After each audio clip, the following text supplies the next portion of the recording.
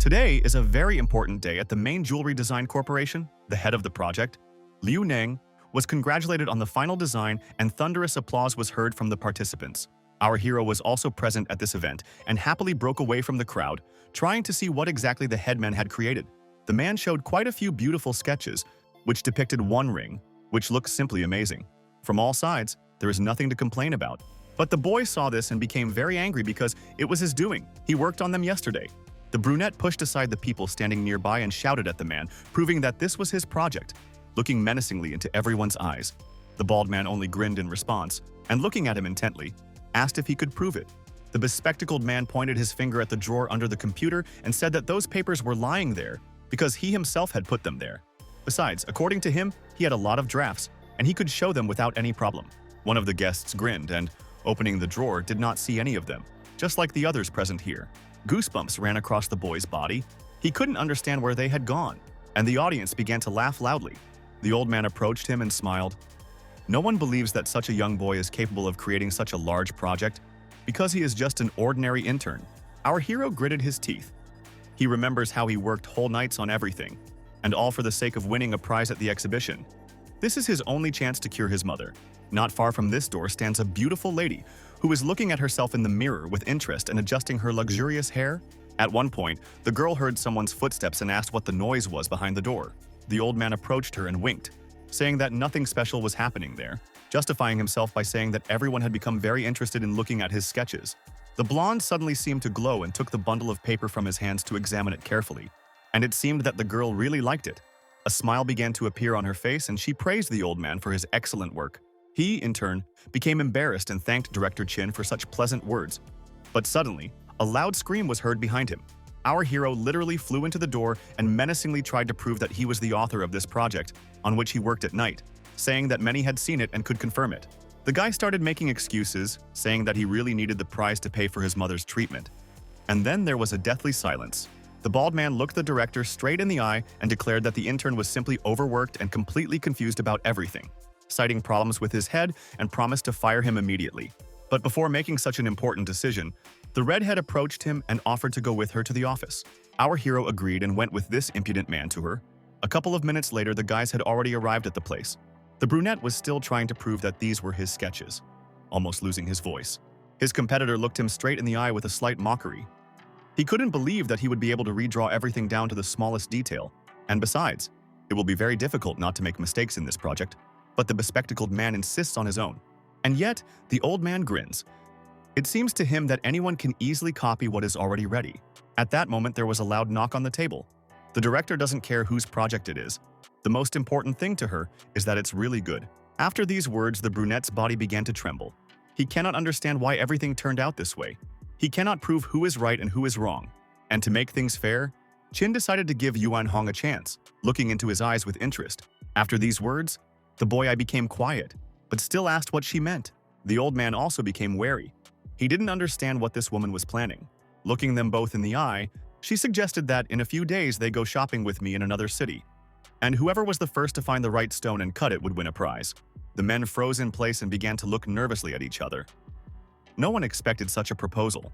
Of course, the imposter continued to ridicule the boy, because according to him, choosing the right thing is an art, and not everyone can do it. And at that moment, our hero's whole world seemed to collapse before his eyes. He didn't have the money to buy something like this, and his confidence began to fade. The girl smiled in response, explaining that the company would cover the costs, and now everyone could choose 3 stones. Everyone wants to prove what they are capable of, and of the two, the old man still holds the bar and hasn't lost confidence. After some time, their conversation ended. It had already started raining outside and it was getting dark, just in time for our hero to return home, and he quietly leaves the building. In the distance, through a light fog, he sees his girlfriend standing near the road, waiting for cars to pass so she can cross the road. Yuan rushed straight to her and hugged her, telling her what a terrible day he had lived through today. With a heavy sigh, our hero shared with her how he had been set up today, and he was very glad that his love was next to him. At least something in his life was going well now.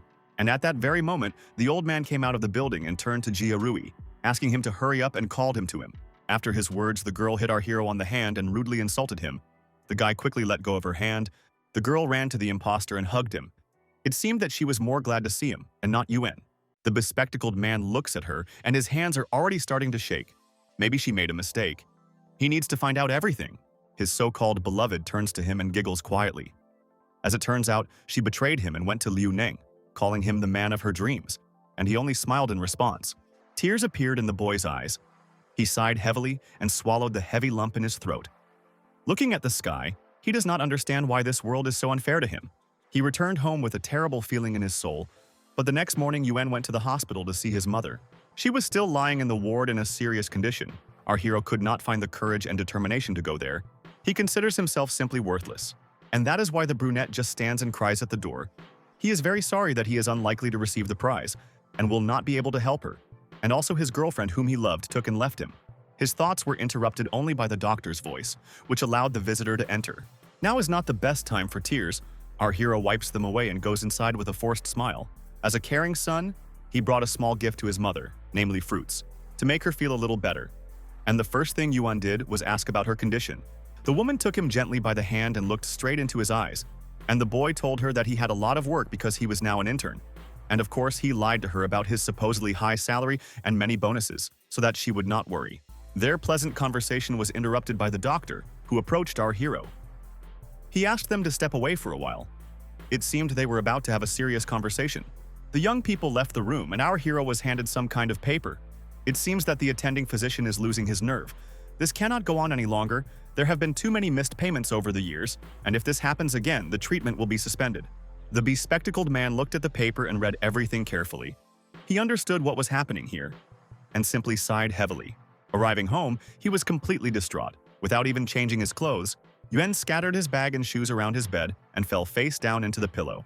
It hurts him to remember all of this, especially the trouble with his project, how he was set up, made to look like a fool, and how they appropriated someone else's property. Besides this, his love abandoned him, lying all this time that she loved him too. But in fact, she was devoted to some old man. And besides this, the risk that mom will not last long has increased many times over. It seems that nothing can be changed. It's really hard for him now. It seems like it would be better if he didn't exist at all, if all these problems wouldn't exist. For several minutes, Four Eyes was choking on tears, but suddenly he jumped up and wiped them from his eyes. He dropped to his knees and began rummaging through things on his nightstand. Having found the necessary thing, he decided to leave first before his mother, and mentally said goodbye to her. A small drop of blood fell on his book, and it glowed with a bright blue light. And yet, the boy did not succeed. He simply fell onto the bed. Before his eyes, everything seemed to change. He could not see anything. This strange light began to blind his eyes. And for 1 second, he noticed strange characteristics of things around him. The brunette even flinched from such a strange vision. It was the first time he had seen something like this, and it seemed to him that he had gone crazy. A couple of seconds later, the guy jumped out of bed and decided to check it again. Touching the knife, the characteristics appeared in front of him again, where special skills, assessment, and general appearance were described. It seems that he himself did not understand what had happened and was very confused. And when he touched himself, the same thing happened. And yet, the boy decided to look at his hand and noticed a golden finger. It really did glow like real gold. Turning away, the bespectacled man glanced at the old family book and began to examine it carefully. It was covered in his blood. Suddenly, his finger begins to take on its former appearance and shape, and our hero watches everything closely. For a moment, Yuan noticed that they were talking about the basic techniques of Taishu and was at a loss. Some strange pattern appeared on his little finger, and specifically on this finger. All the others were the same as before. Looking to the left, the brunette decided to double-check everything that had just been seen in the video, and right in front of him was a knife.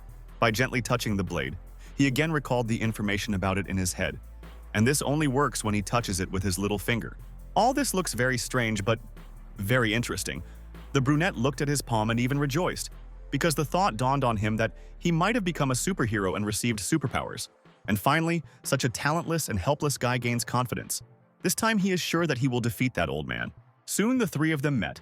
Director Chin's company had already called a plane especially for them, and they set off on their journey. A couple of hours of flight and they were already there, in the city of Nanyu. It is very famous for the mining of precious stones, and now this is their goal. His girlfriend suddenly ran out to her favorite. Jia screamed loudly and waved her hand joyfully. Our hero was now more interested in what this woman was doing here, and he simply stared at her. The traitor snorted in response and waved it off as if he shouldn't know about it. The old man hugged the girl and advised this loser to just have a good rest today before the big shame tomorrow. And after this happened, he promised to personally fire him. And Jia mockingly waved her hand at him goodbye. The brunette gritted his teeth and promised himself to show him what he was capable of, clutching his suitcase in his hand. The headmistress turned to him and declared that she didn't care at all about their personal feud, since it was much more important to her to look only at their abilities. Our hero promised to prove to her that he is worthy, that he is the author of that wonderful work, and that it cannot be otherwise. The headmistress sighed heavily and asked them to move on.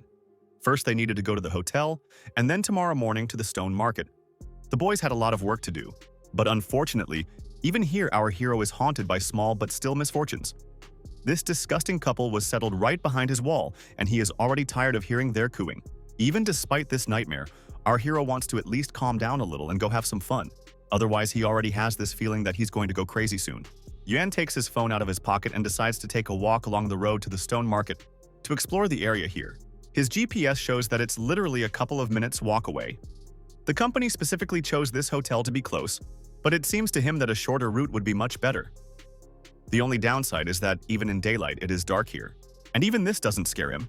Yuan still sees that he is broke. He really has nothing left, and it's worth the risk. As soon as our hero took a couple of steps, he heard a loud female scream around the corner, and he started to tremble. The brunette decided to quietly approach and eavesdrop on what was going on, even trying to breathe quietly so as not to be heard. It looks very much like two scoundrels were pestering the girl, demanding that she give up what was in her hand. The blonde tried to somehow defend herself and shouted at them not to come closer, but it seemed they didn't care at all. One of them came up and literally snatched away the little thing she was trying to protect. The girl threw herself at his feet and began to cry, begging him to return everything back, because it was this that would help cure her grandmother. The other scoundrels standing nearby began to mock her and stretch out their hands. But at that moment, our hero appears and kicks one of them. The bald man laughed nervously when he saw such an unexpected picture and mockingly asked who it was.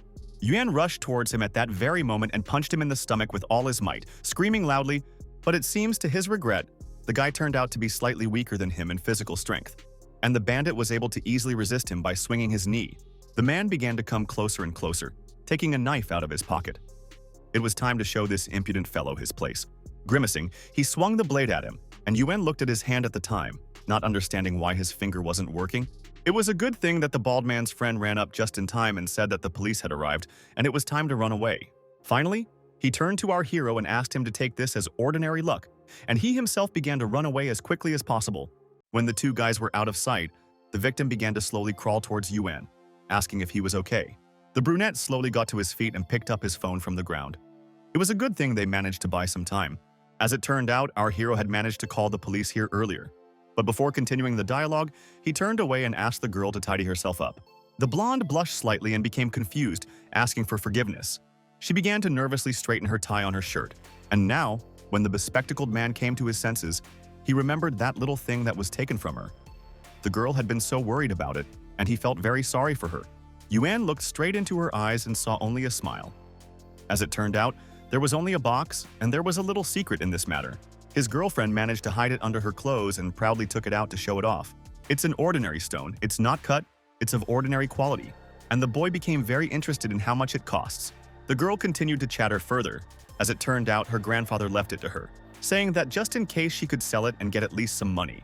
As it turns out, her family is currently experiencing financial difficulties, and her grandmother has also fallen ill, like a vicious circle. Besides this, the girl knows perfectly well that somewhere here, there is a market, and she wants to sell it, and tears begin to flow from the realization of what almost happened just now. Our hero sighed heavily and simply asked to let him look at this thing. Wiping away her tears, the blonde finally agreed and handed him the small glass box. The boy took it in his hands, and as it turned out, it was a rather special thing, of the highest quality. And when Yuan found out that it was a jade cube, he was speechless. The girl jumped closer to him and in horror asked how he knew what kind of stone it was. The bespectacled man thought for a moment and explained that this jade press had been produced quite a few times. But this particular example was very well preserved, and if it came down to it, it could be sold for a pretty good price. At these words, his girlfriend's eyes lit up with joy, and she began to ask him in more detail how much money she could get for him. But in fact, it's not all that simple because on three sides, a black warrior in the form of a turtle with a snake instead of a tail is engraved, and on the other side, some master engraved a dragon. And it's worth noting that this work is simply of the highest quality. The smart guy suggests finding a shop and having the examination done right there. The girl looked around and said that she knew that there was definitely a store nearby.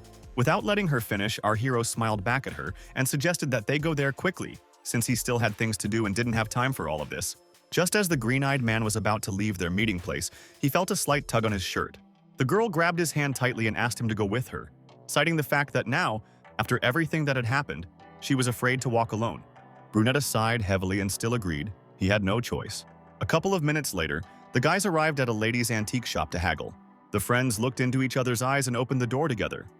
Right in front of them sat a young lady pouring herself tea. Of course, the first thing she did was get down to business and ask whether her guests would be selling or buying anything. The blonde looked her straight in the eye with a smile and confidently declared that she would sell, and they allowed her to sit down next to her. Our hero and his friend have made themselves comfortable, and the shop owner is already preparing a treat for them. The two of them look at the tea leaves she's putting into their mug with confusion, and they are a little embarrassed. But their giggling was interrupted by the long-haired woman, who asked them to tell her what request they had come to her with. The bespectacled man took his mug and looked at her with a slight mockery. He couldn't believe that she didn't notice that she had only put tea leaves in there and nothing more.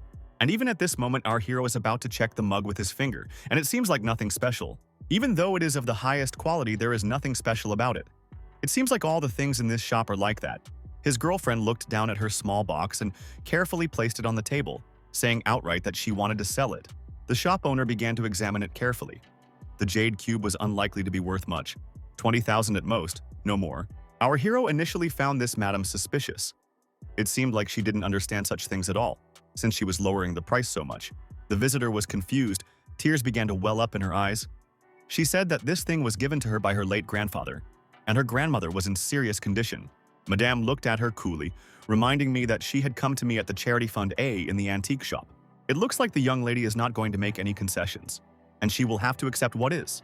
The boy looked the woman straight in the eyes and asked if she was the owner here, to which she nodded her head. Our hero repeated the same phrase and asked if she was even concerned about her reputation. The lady cried out in displeasure. It is clear that she is worried about this, but even despite this, she is going to buy a high-quality item at the price of a low-quality product, and such a person may not have the best opinion. The owner yelled back at the boy, declaring that this was a low-grade product because she was an expert and understood this and could not admit that she was mistaken. Yuan raised an eyebrow and folded his arms across his chest, asking to conduct a small experiment and compare. The girl looked at him with slight interest and asked what exactly he was going to do. At this moment, Uncle Gun enters the room. He heard these screams and indignation and decided to check what was going on here. The hostess began to grumble discontentedly. Well, pointing a finger at these two young people, she stated that these people clearly doubted her professional skills, which she was unhappy about. The old man smiled slightly. He knew that this young lady was strict in her conduct of affairs, but he loved her and wanted to take advantage of the opportunity to soften her arrogance. Now was a very opportune moment. He introduced himself as having extensive experience in the antiques business and offered the young people permission to judge them personally.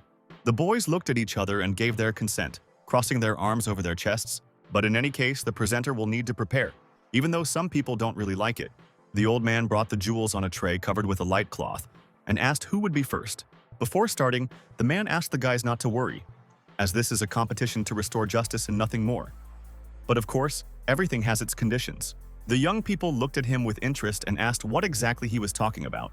Having cleared his throat, the grandfather reminded that the hostess was a young lady and the young man was a guest. And in fact, she had the advantage. Besides, she was familiar with all the goods. It would be logical to assume, as Yuan did, that this is all unfair, and Madame completely agrees with him. The old man suggested that everyone could touch the thing only through the fabric, and only then give an answer that would come from the heart. The guys had no objections and they agreed to these conditions. The grandfather lowered his head and gave the lady the right to start the task first. She only looked at him slightly confused and lowered her gaze. The long-haired girl quietly approached the table and looked closely at the object.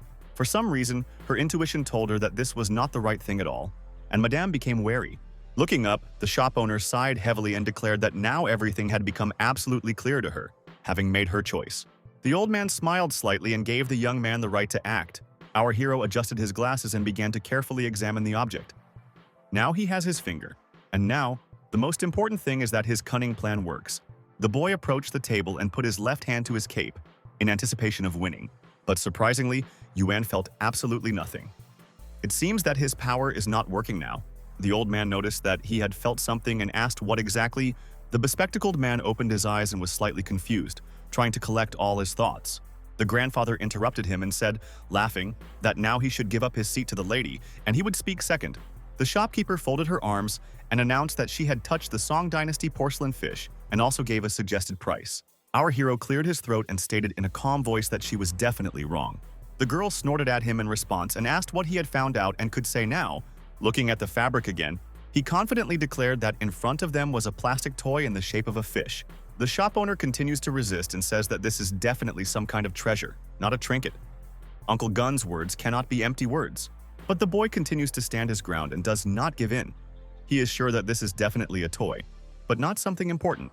The lady stomped her foot on the floor and asked the man to quickly remove the fabric and show the final result. He adjusted his mustache and removed the sheet. In front of them was indeed a toy fish, of no value to them. The long-haired girl looked at this and was very surprised. She couldn't believe that she could have made such a mistake. But the old man was amazed by our hero's skills. He couldn't believe that he was such a newbie, but he could sense that it was a fake. The bespectacled man scratched his nose and simply said that he didn't know how to comment on it, in order to keep his words to himself. Our hero's new girlfriend just stood nearby and listened to everything. She was amazed at how smart he was and how pleasant he looked. And does she really still believe in her abilities after everything that just happened? It seems not. She turned away and blushed. Finally, Yuan gave her advice to train more and try harder, and then perhaps she would become a real mistress. But not now. And now? It's time for the guys to go. The brunette turned to his friend and said that their consultant didn't understand the products. They needed to look for a much more reliable place. The old man turned to this dishonest woman and, sighing heavily, said that the boy was indeed very talented. His skills could be useful to them. The friends silently turned towards the exit, but they were stopped.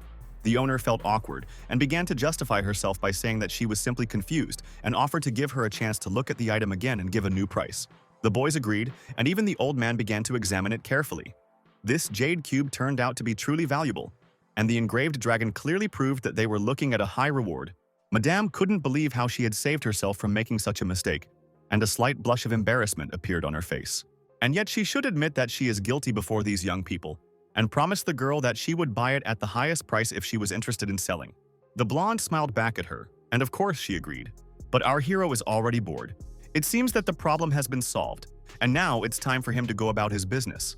The brunette turned around and headed for the exit, but the girls tried to stop him in confusion. When our hero left the room, he immediately saw two familiar faces upon exiting. The bullies, who dared to attack the defenseless girl. The bald man even flinched when he saw the boy and gritted his teeth. But Yuan was seriously scared and pretended not to know him, trying to explain that the guys might have made a mistake. The brunette started to run away from this street as quickly as possible, but the bald one seemed to want to teach him a lesson and was going to catch up. At that very moment, an old man appeared, who had seen the whole picture from the window and was not afraid to ask what this young man was allowing himself to do now. The bully with the scar on his head even flinched from his stern intonation and froze in place. These two scoundrels fell down before the grandfather and began to ask for forgiveness, trying to justify themselves by saying that they did not notice that they were standing near his shop. The old man turned to the owner and asked what to do with them now, how to punish them. It seems that the girl does not want to deal with them and therefore decides to forgive them and let them go. But our hero was confused by the fact that he showed himself to be weak, saying that he was afraid of these bullies and came up with an excuse that he supposedly had the electricity left on in the house. Madame turned to Uncle Gong, ignoring Yuan, saying that she still decided to take pity this time, but on the condition that their hand would not be raised against others. The bespectacled man has a slightly different opinion, and he would like to break their arms. The shop owner even shuddered at his intonation, but our hero is not going to take his words back and is seriously ready to take such a step. The two fell to the floor and started shouting that they would return the box only if they were spared. The boy with the mohawk ran up to Grandpa Lee and began to personally ask him for forgiveness. The old man took the little thing that he had given him and looked at the owner, but she still stopped him and asked him to listen to him further. The bald man was already choking with tears and begged them not to break his arms, and almost kissed his feet. Our hero was sitting at the table, holding a cup of tea with one hand. He was already starting to get irritated by these tea leaves, and he was muttering something under his breath. At that moment, an old man comes in and declares that this thing was given to them by those bad guys. The brunette looked at his new acquaintance and shoved the box at her so that she could take it for herself. But for some reason the blonde refused, deciding to give him a supposed gift and give him this little thing. Her friend interrupted her and immediately refused, because he would not be able to repay her for her help, and let her at least have this box. The young lady was confused and said directly that she would also like to return the favor to him, but she became embarrassed and ran away without finishing. The boy sighed heavily and looked away with displeasure. He took the box in his hands and began to examine it carefully. As it turned out, it was magical. Although of a low grade, its characteristics were truly very interesting. The shop owner saw his displeased face and asked if everything was okay. The bespectacled man calmly replied that everything was fine. Opening it, slightly moving the lid, Yuan noticed transparent smoke beginning to emerge from it. Our hero was confused and began to look at it closely to understand what it was in front of him. The old man and the girl were also wary, but did not understand what was happening. It looks like only Yuan can see what's in front of him now, the smoke that's heading towards his finger. But as for those two hooligans, if you break their arms, all they will be able to do for the rest of their lives is sweep the streets. As soon as the boy thought about this, strange silhouettes began to appear in his eyes, clearer than he had seen before. It seems that something has happened to his vision. He can feel his soul being filled with power, and he begins to see objects much more clearly. The brunette looked at those two guys and realized that his eyes were fine now, although a couple of seconds ago there was smoke in that place. Uncle Gong smiled at the young lady and said that although the boy was modest, he had a magnificent ability, and they were very sorry that he did not work with them. At that moment, Madame realizes that she treated him very unfairly and offers to get to know Yuan again, calling herself Zheng Ruju. Our hero felt awkward that he didn't have a business card, but in any case, they are now very good friends, and if anyone needs help, they can easily turn to each other. The brunette smiled and thanked her and the old man for the introduction. However, tomorrow, he has some things to do that cannot be postponed, and therefore he is going to leave right now and take care of them. Of course, the shop owner has another matter that concerns those two idiots. And of course, the boy is not going to forgive them, because people who do evil must be punished. Uncle Gong looked after him. He really thinks he is a very good person, very similar to him in his youth. But it seems that Jojo has a generally bad opinion of him, completely the opposite.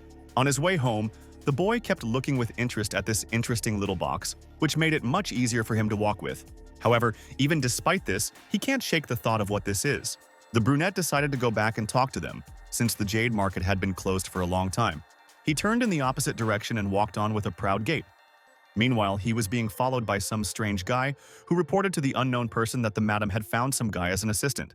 Meanwhile, some strange changes continued to occur in our hero's body, as if his body was moving on its own and not listening to him. It seemed that the exchange of souls had not had the best effect on him. When the boy came home, he began to examine this box. Despite the fact that it was the first time he had encountered such an assessment, and despite the fact that it was not high, the box gives him normal advantages. Thoughts began to creep into his head that most likely this finger gives not only the ability to understand things in jewelry, but also some other things that he still doesn't know about. But as for that antique shop, he thinks that right now it would be the best decision not to break ties with it. It will definitely be useful to him in the future. Now was the time to rest. Yuan lay down comfortably on the bed and fell asleep with a smile, hoping that tomorrow he would find something special at the market. The next morning, the guys had already gathered in the right place. Our hero had slept well, and now it was time to explore the jade market, and it seemed that it looked completely different from what the brunette could have expected.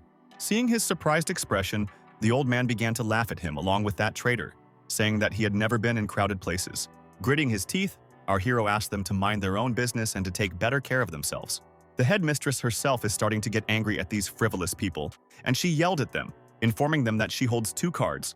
The one that belongs to our hero has only 10,000, but the one that belongs to Liu has as much as 50. Hearing this, Yuan shouted at Qin, claiming that even the very beginning of the test had already proven unfair. It feels like they are in cahoots, and you shouldn't expect anything normal anyway. The fat man turned to our hero and said with a laugh that he had better give up now, admitting that he had screwed up. The brunette approached the headmistress and asked why she did this. The girl glanced at him and said calmly that she had only promised him a chance, not justice. And since she was an entrepreneur, she chose the path of maximization and profit. Handing him the card, she decided to check again whether he would accept it. The guy swallowed the big lump in his throat, but still decided to take on this matter. In this world, everything will not be so simple. He seems to be taking too long to think about it. Madame sighed heavily and said that since the decision had already been made, she was taking away his chance. The brunette snatched it from her hand and said that he would not allow himself to be treated like some kind of trash. In any case, our hero considers himself stronger because he was given his finger from above, and when he uses it to evaluate stones, then they may no longer stutter about justice. The headmistress wanted to tell him something, but she received an important call and she nervously picked up the phone. She also has her own family problems, and now the issue of divorce from her husband is being decided, and she does not want to see or hear from him anymore, just break up without negotiations. To which the brunette smiled in response, insisting that they still talk, because despite the fact that she is now in charge of everything, they are connected by marriage. But it seems that Jing is little interested in this. Her boyfriend still continues to put pressure on her, citing the fact that he has money, and he announced 1,000,000 yuan as the final price. The long-haired woman rudely turned him down.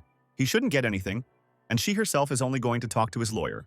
The man asked her not to show her hysterics now, because he was also at the jade market at the moment and right behind her. He ran up and grabbed her by the shoulder, causing Madame to scream. It seemed they should talk after all. Meanwhile, our hero is already at the market of fortune, where wealth and poverty are intertwined. He must definitely find the stone he needs here. The boy walked between the rows for a long time and noticed one man who was selling a stone that attracted him. The one with a translucent and smooth exterior, it would probably suit him. The bald man spoke to Yuan and began to praise his product, telling about its characteristics. But our hero calmly approached and said that before making a purchase, he needed to touch it to decide whether he really needed it. And it's very good that he decided to check it out. This cobblestone is ordinary jadeite and completely useless. Suddenly, an old man appears behind him along with his ex-girlfriend and continues to escalate the situation, saying that he has supposedly already chosen him and that he is in good condition, trying to confuse the boy. Gritting his teeth, the brown-eyed man said that he was still only studying, but was not making hasty decisions. The bald man looks at him with a smile and seems to be about to spend a considerable sum of money on these two useless stones. And at that moment, our hero seemed to wake up and began to beg the owner not to sell him such a thing, intending to be the first to buy it. But then Neng doubles the price and takes out a card, and it looks like the boy has no choice. The old man calmly takes the largest stone and walks away from here with a cocky smile. The brunette sat down and looked at him from his side, wondering what a vile opponent he had encountered. As soon as he was about to leave, the owner of the shop stopped him and thanked him for raising the price so much because this stone was worth much, much less. Our hero refused the monetary reward, and that is why the man kindly offered him his other goods. As soon as the brunette touched him, he immediately saw that, even though he lacked any special skills, he already had at least some value. It looks like this is exactly what the boy was looking for. He is completely jaded without any impurities. The man noticed that the young guy was looking at him, and if what you had wasn't to his liking, he could easily give him another one. Yuan laughed and refused, and thanked him for his kindness, saying that he liked everything. Besides this, at the end, the kind seller said that he would be glad to see him again to choose another interesting stone for him. Our hero began to examine it with a smile. Even though it was uncut and had a very low rating, this did not frighten him, because after it the rating would definitely increase. He still had that money left, and also had the opportunity to consider some other minerals, but he decided to put aside what he could earn for his mother's treatment. After Hong returned from the jade market, he thought that it would be difficult to find other rough stones with a rating higher than 2 stars. And it was indeed a very difficult task, but he managed to do it. Now he needs to go to the stone processing laboratory to find out what can be carved from them. As soon as he entered, he immediately saw a large crowd of painfully familiar people surrounding him.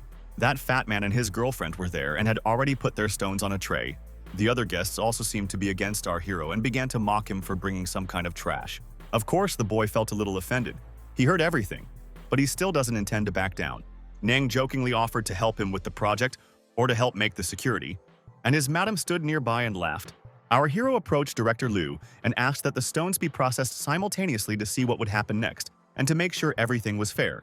The bald man laughed and said that this was a very honest laboratory, and that a supposedly dishonest person like him would not be able to collect anything here. One man from the crowd expressed his opinion that since the clients trust them, then let them bring stones. Many other guys got up from their seats and began to carry out their minerals on trays. The old man looked at our hero with a mocking look, threatening that now the whole truth would come out and he would be fired, and the others present supported him.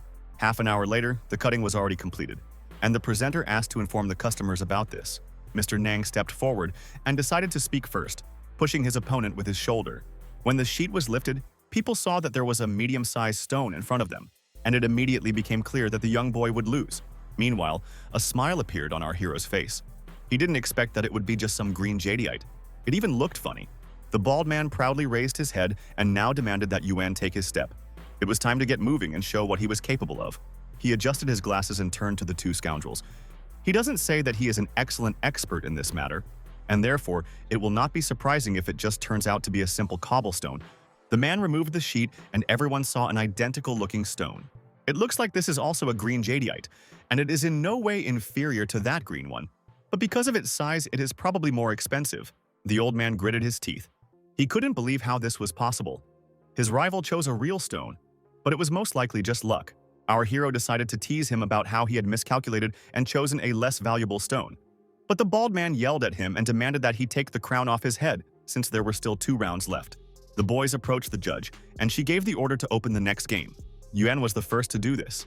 and everyone present was very surprised when they saw real spinel. Its value is truly quite enormous. But when Neng showed his, the hall burst into laughter. It was ordinary low-grade jadit, and no one here would be of any use to it. And at that very moment, his self-esteem began to crumble. His girlfriend came up to him and hugged him, to at least somehow support him. And yet, even despite this outcome, he is not going to retreat. But he still cannot understand how that last stone that he snatched from the hands of his opponent turned out to be not so useful.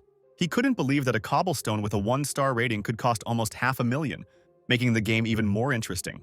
The bald man gritted his teeth and reached out for his next stone, but his girl asks him not to place bets, since she already doubts their victory.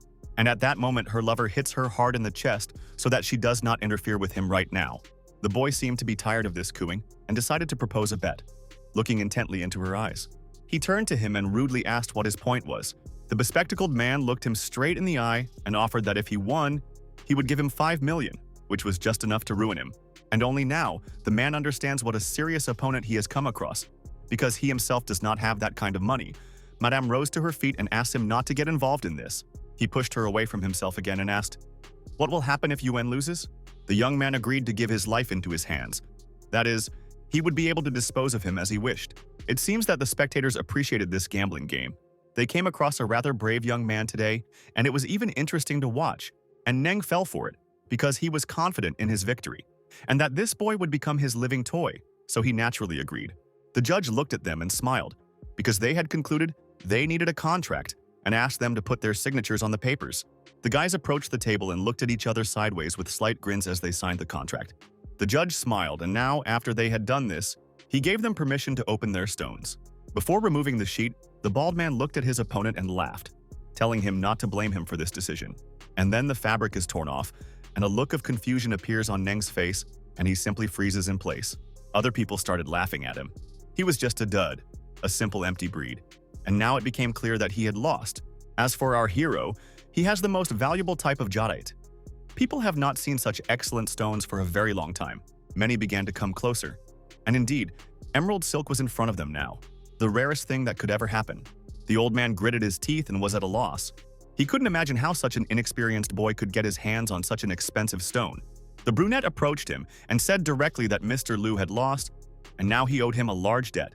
Clenching his fists, Neng looked him straight in the eyes with anger. Now he would definitely remember him for the rest of his life. Out of anger, he even threw the table, and many people jumped aside to avoid getting hit too. Now, his plans were simply to escape. The old man rushed towards the exit as fast as he could, pushing aside the people standing around him. Well, the young guys who run much faster than him and have much more endurance caught him in a couple of seconds and deftly laid him on the floor. Our hero gave them orders not to let him escape. Others even began to admire his incredible intelligence. The judge reassured him. Since Liu signed the contract, he definitely won't run away, and there's no need to worry about that. And besides, as it turned out, the new people he had just met would help him repay the debt in every possible way. And of course, the boy was delighted. It is immediately worth noting his amazing intelligence, and the judge offered to let him be their representative in the sale of the stone he found for only 20% of the proceeds. If you think about it, the deal is really profitable. With such a stone, the profit will be handsome, and these guys will definitely not worry about the loss, and they will also provide him with security. Yuan smiled and agreed, but he would like to sell the other 2 minerals with their help, since getting into trouble is not in his plans.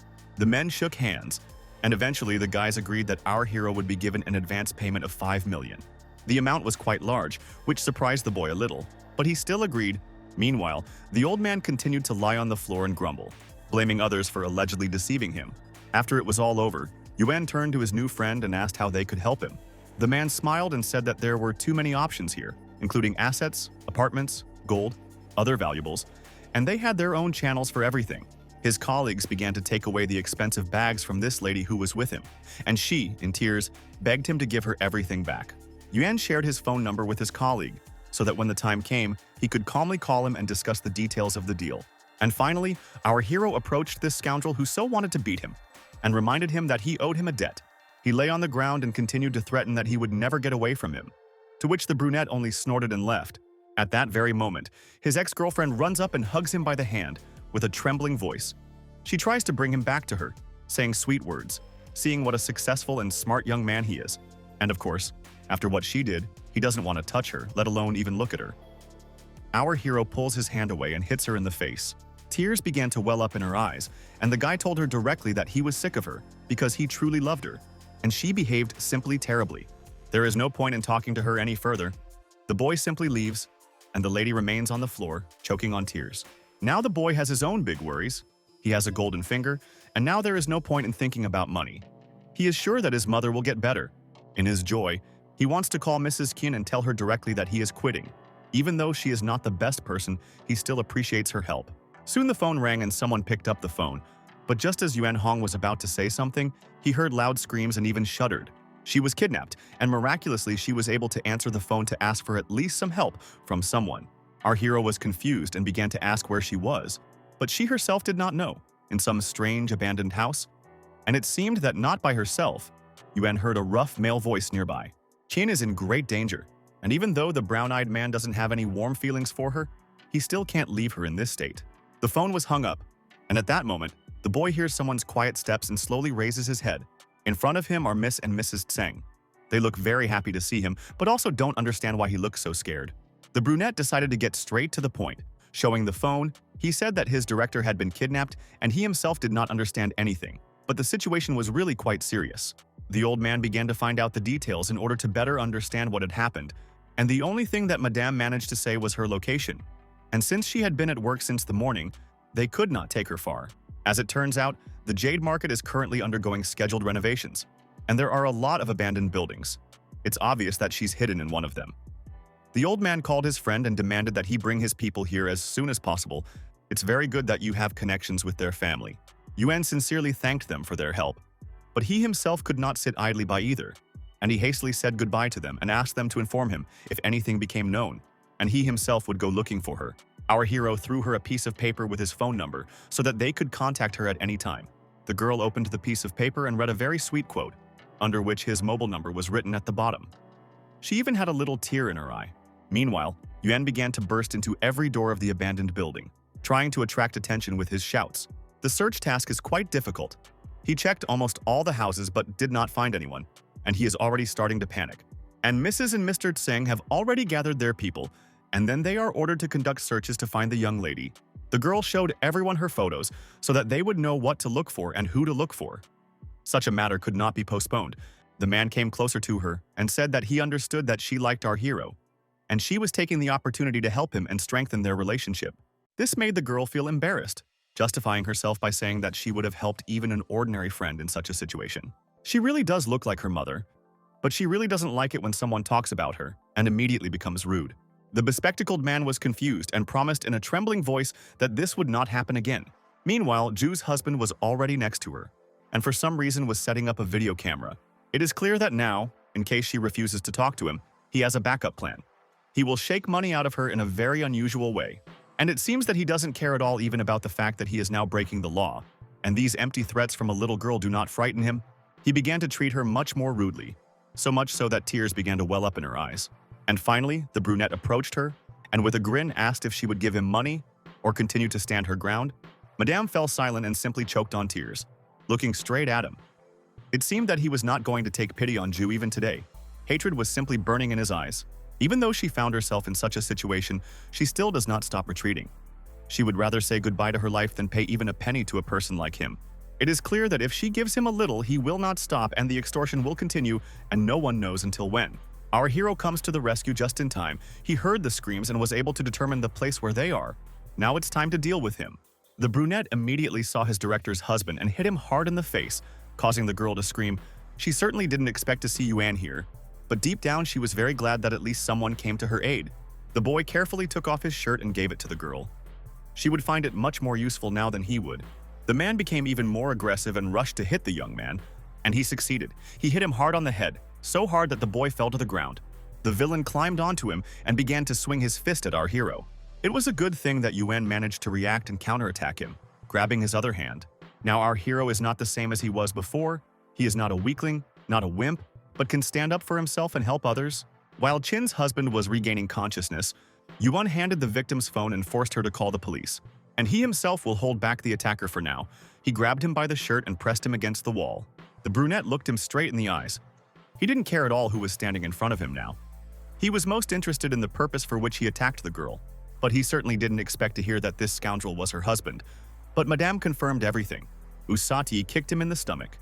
He really doesn't like people who dare to interfere in someone else's family and life.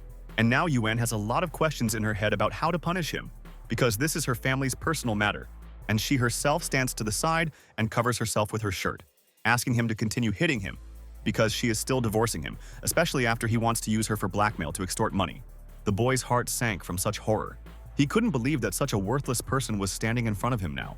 Jumping to the side, he grabbed his chest, of course. He had taken a lot of hits, and he wouldn't last long. The young guy was finding it hard to breathe, but there was no time to be distracted by the pain. The man took out a knife and said directly that he didn't need anything except money. He swung the blade and looked Yuan straight in the eyes with a sharp gaze. It was a great mistake for him to interfere with his family. A second later, the two of them collided. The boy grabbed him with his bare hand, and his blade stuck right into his hand. It seems that this did not stop our hero in any way. If someone likes to stick their nose where it doesn't belong, then they should be ready to get what they deserve for it.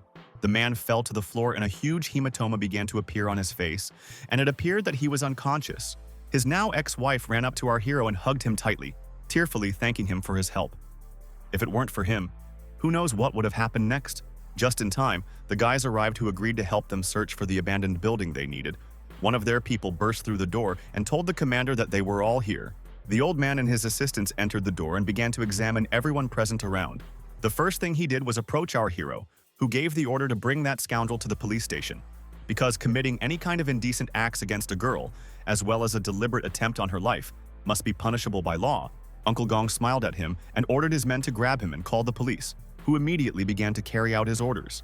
After everything that happened, Yuan and Lady Qin went to her office and she told him how the old man had disgraced himself. Having learned about all this that happened, the headmistress was in shock. She could not even imagine that he was such a terrible person, and now it became clear who stole the project from the intern. The brunette smiled awkwardly and asked her not to worry about it, and now he proudly declared that he wanted to quit. The girl jumped up from her chair and asked why he wanted to do it like that, and promised that she would appoint him to the position of Nan right then and there, out of turn. But our hero insists on his own. He doesn't need this because he won't be able to keep the secret about his golden finger. The long-haired woman looked down. It seemed that he was very offended by her, and it was worth her admitting that she really didn't treat people at work very well.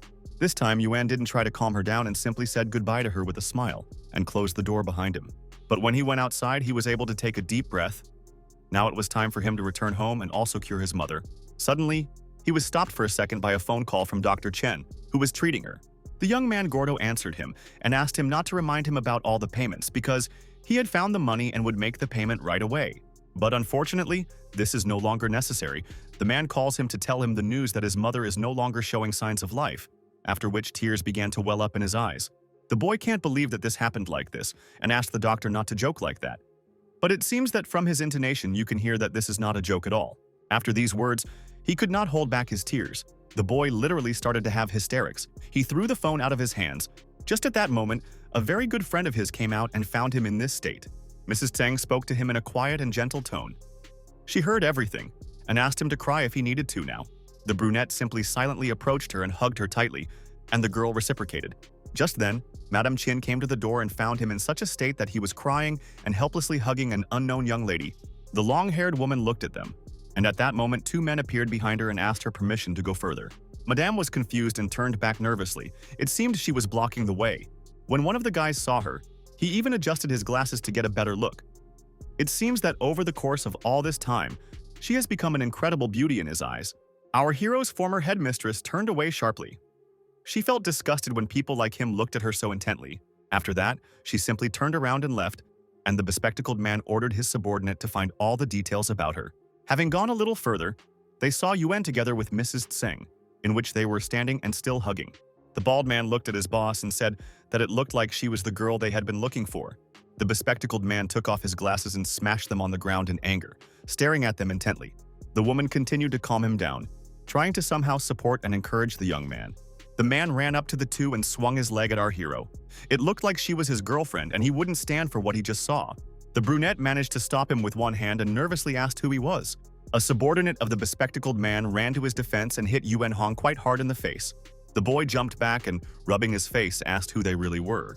The enraged man still hadn't given his name, but he made it clear that since he had his eye on his girlfriend, he had to pay for his actions. Our hero pointed his finger at him and asked in surprise if he was her boyfriend, while Madame herself stood there in confusion. The girl looked at our hero and screamed that she would never even look at someone like him. Madame walked closer to Yuan and stood in his defense in front of him. Even though Gao Duyan is the heir of the Gao family, it is very rude to hang noodles on people's ears. He only smirked in response. Zhozhou should slow down now. He reminded her that her family wanted a certain share of the business in the market that belonged to his family, and she should remember what he talked about with her father. The girl took the brown-eyed man by the hand and led him in a completely different direction. She didn't want to sink to that level with him, but it seems they won't be given a pass so easily. His subordinate stood in their way, folding his arms across his chest and looking intently at her. The long-haired woman turned to Gao and asked in a loud voice what he wanted from her.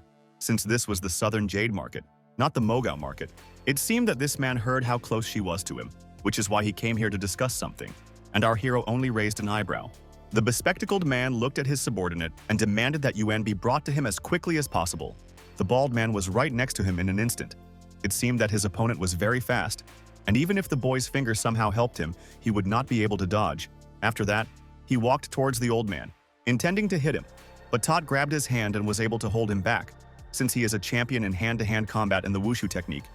He definitely did not expect this. The mustachioed man instantly threw him aside. Although he was old, his grip on the hand was quite strong. There were marks on his arm from the pressure, and it looked like they wouldn't go away that easily. It was a good thing that Uncle Gong came to the rescue in time to remind Heir Gao of the dispute between their families so that he would not break his promise. But he continued to stand his ground. He remembers everything perfectly well. There is no need to remind him. According to him, it is their family that wants to break the promise. And that is why Zhozhou will only be his wife. Baldi, let me remind you that if Gao loses, then the Tseng family will get a part of the market that they need for their business. And they definitely cannot allow that. The mustachioed man approached our hero and the girl, telling them that they were now facing a local rich man, and that he was accompanied by a champion in hand-to-hand combat. Almost no one could resist them. The girl crossed her arms over her chest and told how they attacked his friend, but he fought back. It seemed that she was very angry at these two scoundrels, but it seems that right now it doesn't matter at all. The boy is more interested in the dispute that his friend was talking about. Madame lost herself in conversation and said that this concerns the Jianbao meeting. The South Jade Market and the Mogao Market organized it. Our hero looked at them with slight bewilderment. It seems he doesn't know about it, and that it is held every few years between two markets. The old man said that high-ranking people gather here, and countless antiques from both ordinary people and professionals are exhibited. And here the whole point is that in the Southern Jade, their family is the best in sales. However, in order to work on other platforms, they need the support of influential people, and Gao Duan is the heir who rules Mogao. Now everything falls into place. It's no wonder that the bodyguard and their heir are the champion bully. This man had long had his eye on their miss, and that is why she acted as a bet with the submission of the gentleman. And if they win during the meeting, then their shop will be entitled to a share of the Mogao market under their protection. As Gong said, the boy looked at him with interest and asked, "How can one win under such conditions?" As it turns out, during the meeting, each participant receives identical chips and exchanges them for the items on display. And the person who receives the most expensive item wins. The problem here is that they can only afford to trust two appraisers, while the others may secretly be working for their rival's family.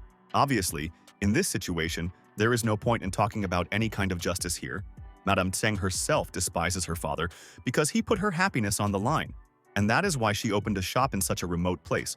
Old man already knows very well, along with her, about what happened at the market today, and would also like to hint at help from Yuan. Before he could even finish speaking, our hero had already agreed. His golden finger should be useful in this situation. All this will take place next Wednesday, according to the bespectacled man, who is going to book a hotel near the Mogao market. After their pleasant conversation, our hero smiled at them one last time and said goodbye, waving his hand. But who would have thought that such a short conversation could change the opinion about our hero? The long-haired girl approached Uncle Gun and said that she really liked him now with a smile on her face. After such a meeting, our hero needs to go to his mother's grave.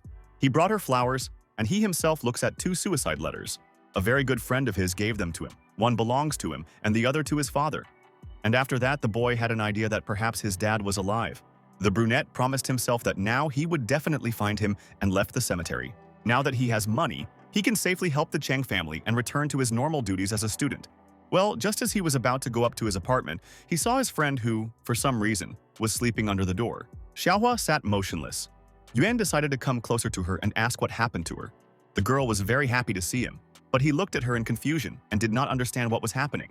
She hugged him so tightly that he fell to the floor. She was very glad to have found him again.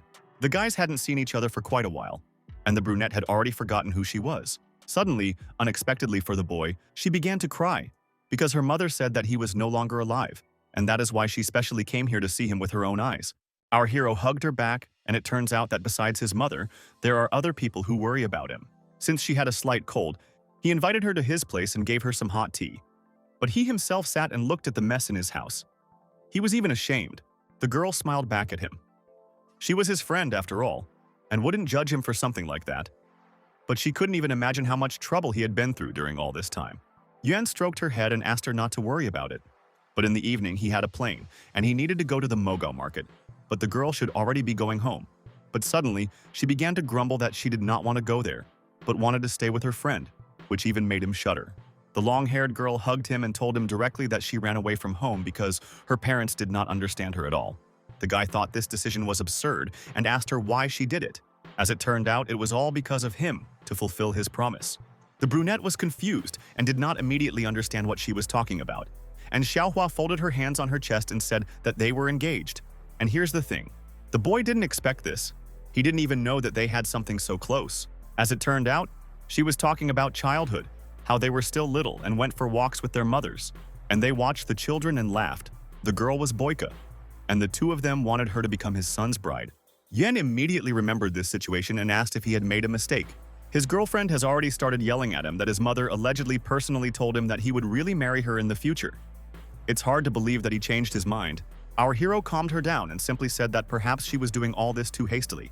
And besides, she just ran away from home. The girl was already starting to choke on tears and went to the window, saying that this would be the end of it if he changed his mind. In any case, she already considers herself useless to anyone, even to him. And it is better for her to act this way. Yuan grabbed her hand tightly, not letting her finish, and asked her not to do anything stupid. He also promised that she would stay with him. But about marriage, she still needed to think about it. And all because he has doubts in his soul that they haven't seen each other for so many years, and both have changed a lot since then. It's worth getting to know each other better before that. It's very good that our hero managed to calm her down. The girl stopped crying and only smiled, agreeing with his words. But before his departure, there was very little time left. And since Xiaohua would be staying here alone, she should buy some clothes. As a caring friend, he of course paid for her and allowed her to go to the most expensive boutique, choose what she wanted, and the first thing she noticed was a very beautiful skirt. The girl came out of the fitting room, and our hero's face even had a slight blush from such beauty. His girlfriend noticed this and only laughed quietly when suddenly the smile disappeared from her face. She looked at the tag and saw the price. This beautiful thing was quite expensive, and therefore she refused to take it. But Yuan had a completely different opinion. He took her hand and approached the seller, saying that they were now buying everything she was wearing. In total, it came to about 4,000, and the woman, smiling, asked about the payment method. The brunette took out a card, and his girlfriend is still standing in shock and doesn't understand where he got so much money from. To which our hero laughed. Now it would be best to keep the secret of his golden finger. When they left the clothing store, Yuan offered to buy her something else. But Xiaohua refused such an offer, as it would be unwise to waste the family's money. And besides, the boy also has his own things to do.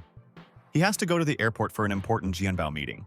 The boys went together to the plane, which had just arrived, and set off together to their destination. They were met by a long-haired girl, and Uncle Gun should have been with her, but for some reason he was nowhere to be seen.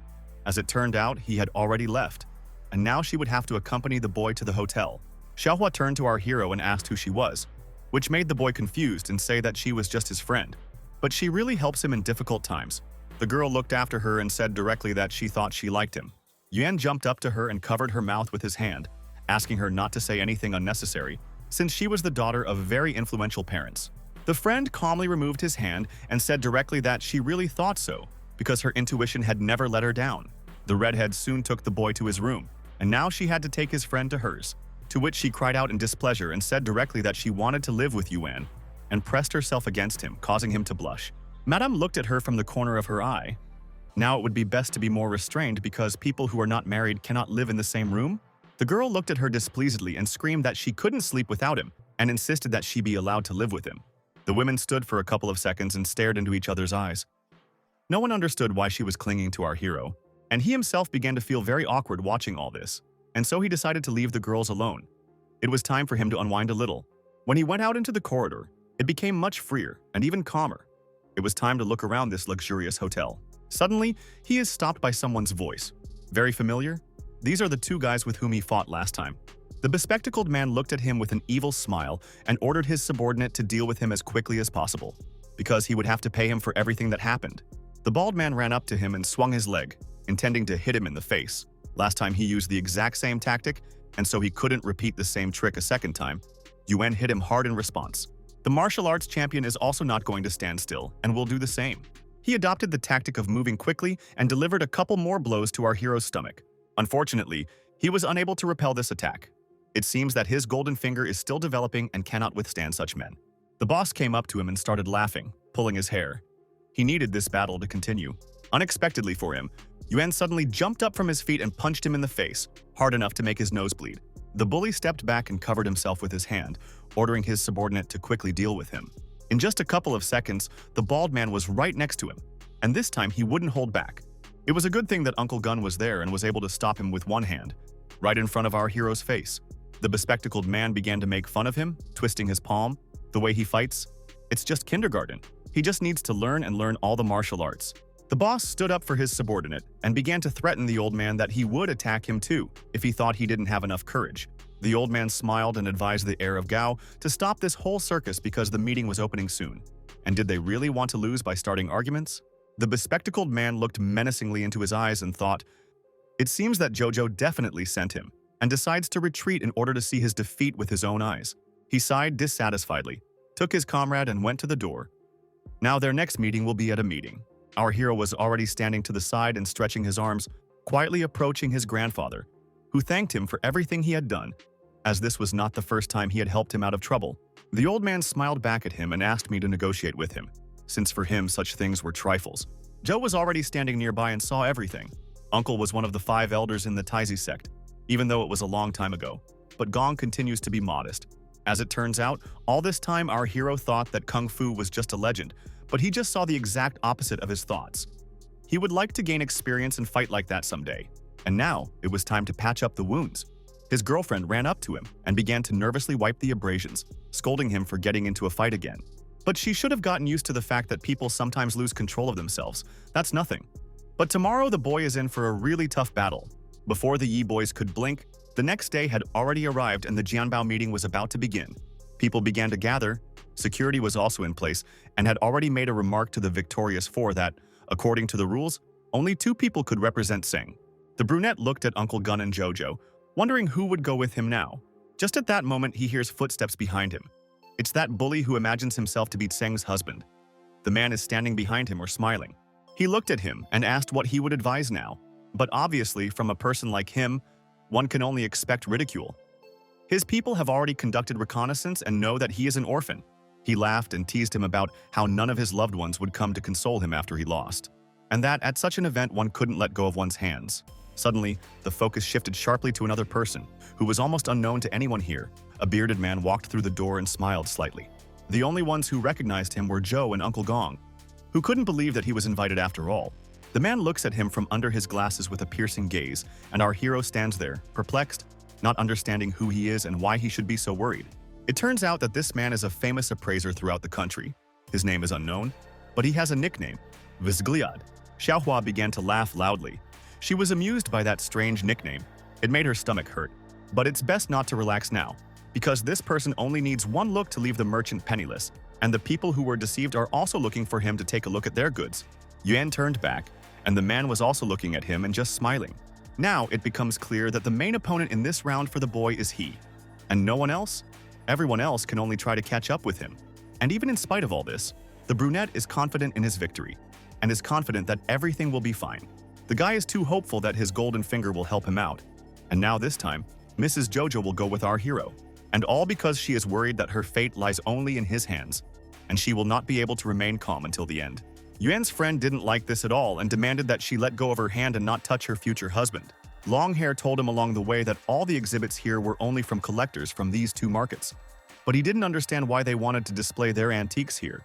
As it turns out, this is all because if an exhibit wins, or rather becomes one of the most valuable, its price will increase significantly. No one wants to miss out on such an opportunity.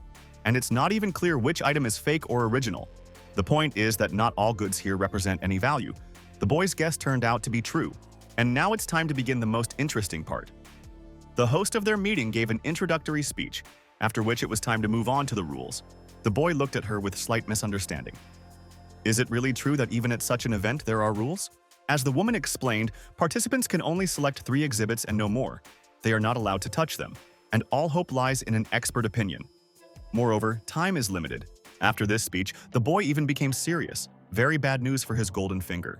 His girlfriend noticed that something was wrong with him, and he decided to tell her that something was wrong. Those 2 opponents stood higher and continued to mock our hero.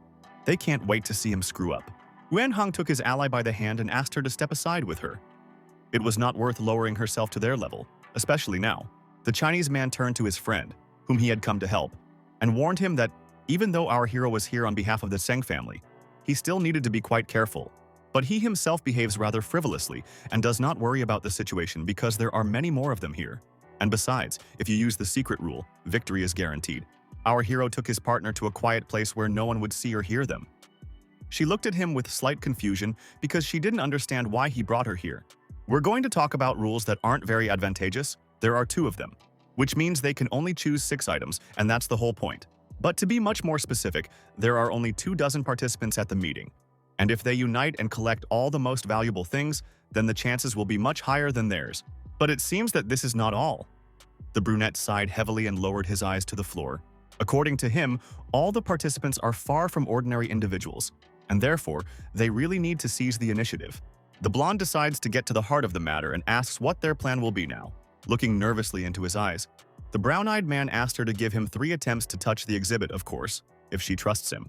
It still sounds rather illogical to her, since she also has at least some experience working with antiques, and she is interested to know what this is all about. His little secret must still remain a secret, and so Yuan asks only to trust him. The first thing that caught my eye was a tripod.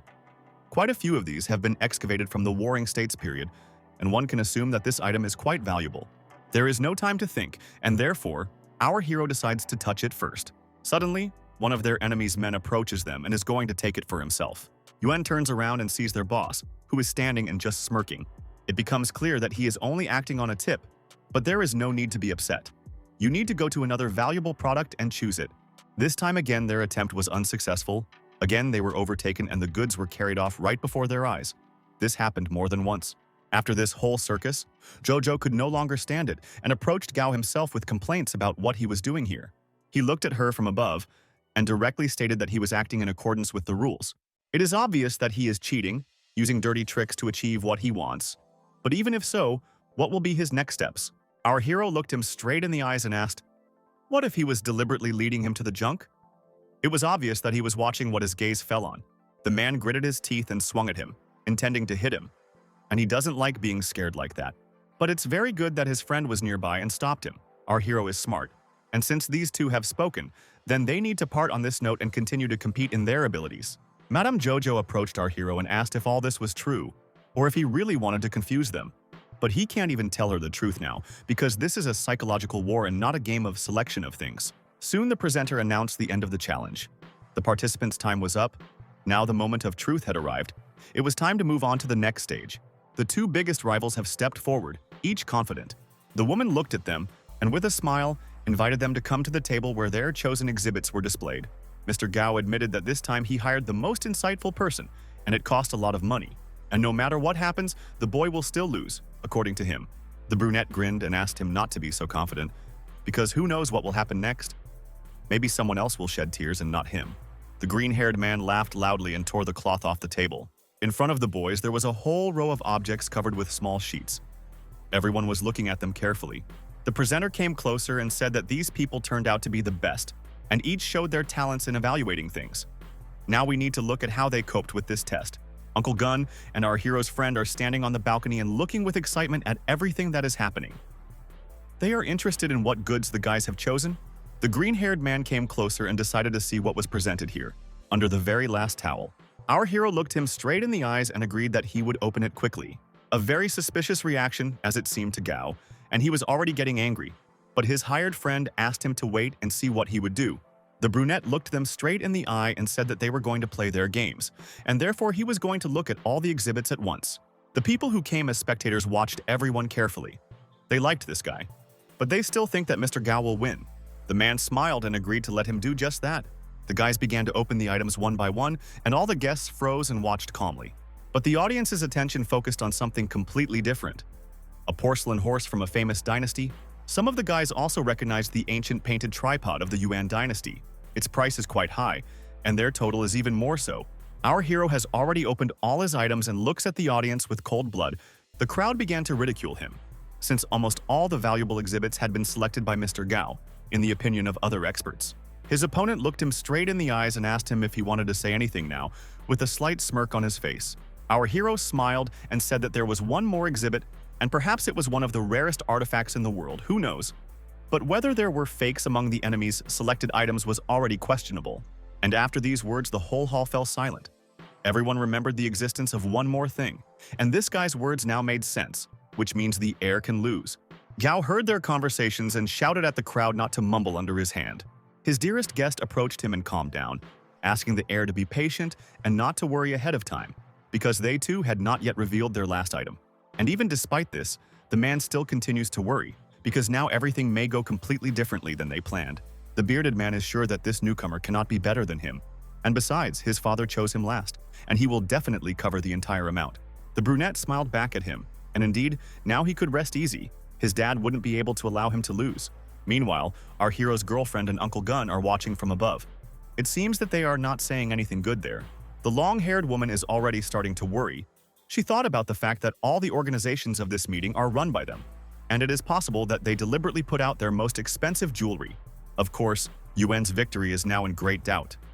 Even the old man couldn't have guessed that such a multi-move game could have happened. Now she had a hunch that the old man had put his things there too. She looked straight into his eyes. As it turned out, the girl was right. And besides, he put out the family talisman of the Cheng family, and now they can hope that the young people have found it. The rivals exchanged glances and had already decided to open their last treasures, which they had found here. Gao took his first step, and the hall froze because in front of them was the Qinglong jade regalia. It was truly an incredible antique. No one expected to see such a thing. It really is very expensive. Now it's our hero's turn, and he has a huge shiny blade here. The spectators stopped and began to examine it carefully. It seemed that no one knew about this thing. The man began to laugh loudly. He had really been afraid from the very beginning that he had dared to hide something valuable. But now it was obvious that victory was his, and Mrs. Zhou would be his only beneficiary.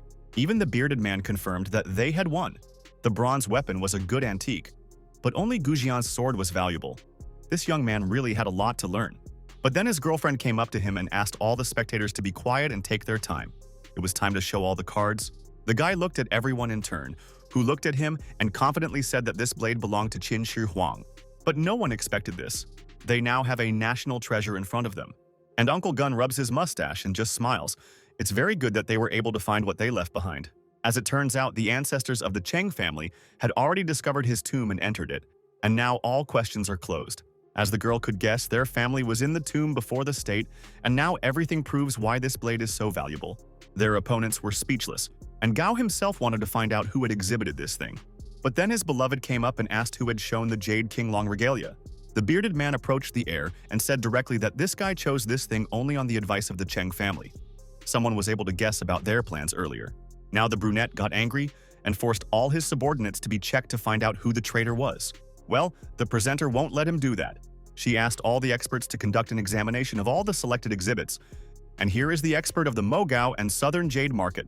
The guys shook hands, looked at each other, and are getting ready to get to work. Now the trial will be fair, and Mrs. Zhou herself approached Yuan and said with a smile that if he liked this antique, then she really wanted him to take it. He was satisfied with the initial conditions, but as it turned out, he was not ready for such a step. The girl looked at him frightened and asked what exactly he meant. The brunette smiled and told her directly that her family really had a great ability, and this sword was quite likely to be genuine. The blonde was even confused. She was seeing him for the first time. Before, her grandfather had only told her about him, and she didn't know anything else. And yet, our hero stands his ground. He is sure that this is the original. And all because he touched him. He is imperial and also with a divine spirit. It emits a fairly powerful energy. It is worthy of the level of an emperor. And after touching it, his ring finger noticeably changed. He stared at him for a couple of minutes. Yuan doesn't understand what's going on here, but his friend wants to know more about why he was staring at him like that, whether he was really scared, and whether he was able to understand that he was really real. A lot of questions arose in her head. The boy heard her say something and asked what had happened, but she shuddered and said that she had indeed been silent just now and had not said a word. Now everything became clear. His finger now allows him to read the thoughts of other people. The boy hears a quiet whisper, but everyone around him is silent. It turns out that a new ability has been revealed to him. He only needs to focus his attention on his finger, and he will be able to hear what those around him are thinking. But at what distance this works, it remains to be seen. There is no point in wasting time, and the brunette decides right now to find out how far he can use his ability. In these literally couple of seconds, he heard quite a lot of thoughts, and one right now seems to help him learn something else about his opponent. He was able to read the thoughts of the expert who was checking the artifacts of the Gao family. It seems that he is about to lie right now and say that this sword is an ordinary fake. This family really does have quite a few trump cards in store that are difficult to detect. It was at this moment that the bearded man spoke to his friend and reminded him that they still had a backup plan. As it turned out, the Gao family expert could influence Mo and make the two of them say that the sword was a fake. A slight grin appeared on the green-haired man's face. Now he was confident that victory was his, but our hero is very worried about this. He needs to come up with some kind of plan of action very quickly so that these crooks don't win. His friend Jojo noticed how he was standing there, sweaty and nervous, and she worriedly asked what was wrong with him. The brown-eyed man whispered and asked what would happen if one of these people said that the sword was real and the other was a fake. And if this happens, then 10 experts will be invited from both sides who will review the result, and if their opinions coincide, then there will be no verification. And only now did the girl realize that it was possible that Gao would bribe their expert. Of course, these are just her guesses, but they turned out to be true. And now it is very important not to fuss and get yourself together. The blonde began to nervously tug at his shirt and asked if he had at least some kind of plan. The brunette wiped the sweat from his face and said that he needed time to think everything over carefully. To help him think better, Yuan closed his eyes and began to think about all their possible weak points, as well as eavesdrop on their thoughts. And after a couple of seconds when they had already finished checking, an idea came to him that could work. Meanwhile, the presenter had already announced that the meeting was coming to an end, and it was time to sum up. The experts have stepped forward, and now they have the floor. Yuan approached one of them and asked what was more important, the life of his son or the life of his entire family. The bald man became wary and asked what he was talking about. Our hero has nothing against him, but he is sure that he knows the Cheng family better than him. The man was a little confused because he couldn't know about his son, and he was even threatening him. But now does he really want to betray the people who treat him so well? The fat man frowned and even became nervous. But just as he wanted to say something, he was interrupted. Mr. Gao shouted at the two of them and demanded that they stop whispering when it was time to show their cards. He turned to the expert standing next to him and demanded that he announce the result right then and there. The blonde stepped forward and declared that all the exhibits presented here, with the exception of the Emperor's Ball, were genuine. The hall erupted into chaos, with other guys getting very worried about whether the sword was a fake. But some asked me to start the fuss and let the second expert speak. The presenter turned to family expert Cheng Yi and asked him to express his opinion on this matter. The bald man thought for a second about this guy's words. The life of his entire family depends on the Cheng family, and betraying them will have consequences. Our hero continued to put pressure on him. Even if he accepted a bribe from Gao, and his son returned home from the hospital, it would be simply impossible to continue living like this. And finally, the expert realized what choice he now had to make. The fat man raised his hand and confidently declared that the sword was genuine, and that he agreed with the first expert regarding the other exhibits. Gao gritted his teeth and shouted at him to reconsider his decision. He should have thought better before saying such things. Now, the second time, the man stands much more confidently and declares that the blade is genuine. The audience started whispering again. For the first time in a long time, it happened that the experts' opinions diverged, and it was now unclear who was right. And in that case, the presenter announced that it was now time to call in a group of experts to check the results again. Men in black suits and dark glasses entered the hall, and the crowd began to part to the side to let them pass. One of them carefully took the blade and placed it on the table, carefully examining it. The boy turned to his girlfriend and smiled and said that now everything should be fine for them. Their plan had gone as planned. There are still quite a lot of questions in the girl's head, but it's too early to reveal the cards, and he promises to tell only if they win. The blonde is slightly unhappy that he is keeping the intrigue and not saying anything. But now the most important thing is that they were able to avoid losing. Madame still doesn't understand what's going on here and wants to know what he means. At that moment, Yuan turned to his expert and asked what his son's name was. The bald man became slightly wary, but nevertheless decided to clarify the reason for such questions.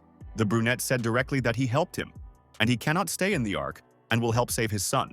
Meanwhile, the re-examination had already been completed. The men were ready to announce the results and described that all the characteristics corresponded to what they should be. Ultimately, since it matches the supposed age, appearance, and other criteria, it is confirmed that the Emperor's sword is genuine. The other spectators couldn't believe it, especially those against the Cheng family, that they lost. One of the experts was deceiving everyone. Gao himself was fed up with all this noise, and he shouted at everyone present to keep quiet in this situation. But his hired friend tried to calm him down. And it was a shame, because he received a good kick in the stomach and fell to the floor. The green-haired man shouted at Yuan. But now it's all pointless, because it's already known who won and who lost. Finally, the host announced the results of the meeting. Zhou and Yuan Hong won. Uncle Gong watches everything from the side and only smiles, along with his girlfriend. And the old man would really like this guy to become Seng's bride. His opponent still can't believe he just lost and promises that he will pay for everything he did. The brunette just chuckled and said that he would look forward to their next encounter. As for the traitor who betrayed the Gao family, he was threatened that his son would no longer be able to be by his side. Just the thought of it sent shivers down his spine and tears started flowing. The man loved him to bits and wanted everything to be okay. Their conversation was interrupted by Yuan, who offered a rematch. To give him a chance to win, the man was aggressively inclined but still did not refuse. This time they now have a bet for life, which he himself came up with. The brunette laughed loudly throughout the room and, without thinking twice, agreed. In that case, if he wins, he will control our hero's life and vice versa. The brown-eyed man interrupted him and refused such an offer. He had a completely different option, namely, to take not his life, but the life of the son of that fat man who helped him. But if he loses, then his life will be in the hands of Gao. A slight smile appeared on the opponent's face, but he still agreed to these conditions. Right now, only justice was important, and so the boy even agreed that Gao would decide how to resolve their dispute. Madame Jojo approached our hero and asked why he was doing this for the sake of some person to whom he had no connection. But he certainly has a reason for this. If it weren't for him, they would have quickly lost. And therefore, in any case, they should be grateful to him. After these words, the girl turned away and blushed slightly. The three of them gathered together and started planning something. Yuan watched them closely. No matter what they were planning, he was ready to strike blow for blow. And after a couple of minutes, the man seemed to have already come up with a type of competition. Everything, according to him, would be simple and courageous. A slight smile appeared on the boy's face, and he agreed to listen to his conditions right then and there. Specifically, there will be a no-holds-barred fight now, in which our hero will participate together with that bald martial arts champion. This solution to the problem only made him laugh. There was not a drop of courage here. No, since he was hiding behind the back of his bodyguard. But since it comes down to it, Yuan still accepts his challenge. The guys went in a whole crowd to a separate room to hold this duel. It was only halfway through that our hero noticed that Xiao was nearby, along with Zhou. It turned out that Uncle Gong wanted to take full responsibility, and only Qing herself would watch the fight. His opponent heard their conversation and said directly that they would not interfere with them. Soon they arrived at the place. Nearby there is a mirror wall where everything will take place. According to Gao, the glass on the ring side is mirrored, but from the outside you can see everything that happens during the fight. And besides, it's worth saying right now that his father and Mr. Cheng are discussing business with an influential person. This made Zhou wary, as did Yuan, and they simply glanced at each other. The experienced fighter jumped onto the battlefield and tore off his shirt. Now it was our hero's turn, and he showed him that he should quickly climb up to him. But before everything starts, Yuan wants to repeat all the rules regarding betting. Mr. Gao just laughed and said that since he wasn't ready yet, he might as well give up and run away while there was still time. But our hero is not a coward, and is going to accept this challenge. His girlfriend is standing next to him and supporting him. Jojo also wished him good luck and stepped aside. Yuan jumped up to his opponent and gestured for him to come closer to him. Meanwhile, other more influential persons were sitting in a separate room and discussing something. One gentleman proudly said that in front of them was the training hall of his son, who was well-versed in hand-to-hand combat. Now he wonders what Zhou is doing here, since he should be at the Jianbao meeting. One of the guests expressed his desire to go there personally and see how everything was arranged there, and the fighter's father agreed. Just before the start, the men came in and began to look around. Yuan didn't expect that there would be so many people who wanted to watch their fight. The old man began to look at him carefully and saw in him his master in his youth. But our hero was confused and saw in him the man who helped Du Yuan at the meeting. For looking around, Yuan received a good punch in the face from his opponent, who was already tired of waiting. The brunette jumped to the side, and for such a sudden attack, he was going to respond in kind. At that very second, the bald man headed straight towards him and swung his leg, intending to hit him very hard. The boy watches his movements closely, and it seems that he is much slower than him. It becomes clear who has a better chance of winning now. Yuan got into a fighting stance and swung. Before he could even blink, the finger awakened his abilities and his strength grew. Now our hero has the opportunity to swell. He hits him very hard in the stomach. The enemy falls to the ground and starts coughing violently, and the girls watch the two of them from the side with delight. Xiaohua is also watching closely from the side. She can't believe that Yuan has such enormous strength. Although he seemed weaker before, his boss Gao stands to the side and demands that the fighter get up and show his championship skills in hand-to-hand combat and not lie on the ground. But it is worth noting that his opponent has changed very much. It seems that our hero himself cannot believe that he has such power. Some ordinary finger is capable of such a thing. And now, an interest awakened in him to try his full strength. And in the end, the bald man was able to rise to his feet and get into a fighting stance, promising himself that he would not lose. But again, these guys are playing unfairly, using iron knuckles. And now you have to be much more careful. Baldy rushed straight at our hero, and he doesn't care that they have already broken every possible rule. The most important thing is victory. The girls jumped back and asked the boy to be much more careful, since he had a cold weapon. The uninvited guests also stood nearby and watched the fight closely. Everyone wanted Duyan to win. Only that gray-haired man looked at our hero and simply remained silent. And since the rules themselves have already begun to be broken, then why shouldn't Yuan break them too? Now he will play at full strength. The boys hit each other at the same time, and it seemed that only one of them was hurt enough. The bald man flew to the other end of the arena and simply fell. He flew out of the ring's boundaries and landed on his stomach. It looks like he got hit pretty well. Gao, Xiaohua, and Ruozhou stand nearby, unable to take their eyes off the boy, as if they were speechless. And the other older guests began to get nervous and did not understand where Duyan was getting so much aggression from. And besides, these techniques are not at all like the techniques of the Yuan family. As the old man noted, the blow was quite strong. And in the end, the girls praised our hero for being able to finish him off so well. Even though his shirt is scratched and his body is scratched too, the boy stands there with a smile on his face and is not going to back down. Now is the time to hear the answer from the heir of Gao. Whether he will let him go? He stood and trembled. It seemed that the answer was obvious. He had already accepted defeat for the second time. The fight should have already ended, when suddenly the gray-haired man who had been looking at the boy from the very beginning asked what his name was. Yuan gave his name and also decided to ask why such questions were being asked. The bearded man was very surprised. His uncle said that he once lost contact with his son, and that guy had the same name as me. Maybe it's a coincidence, maybe not. Our hero stared at him intently, wondering why he was behaving so strangely, and standing there with a strange expression on his face. But after a couple of seconds, he let go. The old man smiled at him and asked him to forget about it. Adjusting his jacket, he said that he sincerely wanted to try a couple of moves in the ring with him right now. The boy came closer to him and, sighing heavily, said that there was no need for this, and now he began to suspect that he was also groveling before Gao. The old man looked at him emotionlessly and asked him not to talk nonsense, since his goal now was simply to test his skills. In that case, the boy agreed, but only on the condition that this scoundrel would release the child from the hostage. There is a little boy standing nearby and he is really crying. Watching all this, the old man glanced at him sideways. Others also started to attack him, trying to get him to let the baby go. The scoundrel ran up to the child and began to untie his hands while he stood there crying. And before he released him, Yuan warned that if even the slightest scratch remained on him, the same thing would happen to him as Liu. They sorted this out. And finally, the old man told him that he could easily turn to him if he ever needed his help. He would always help and be there. The boy smiled back at him, but still didn't trust him. And since he didn't work for Gao, he certainly didn't want to touch him. Grandpa came closer and asked him not to worry, and allowed him to hit with full force after all. Someone was practicing martial arts on his own.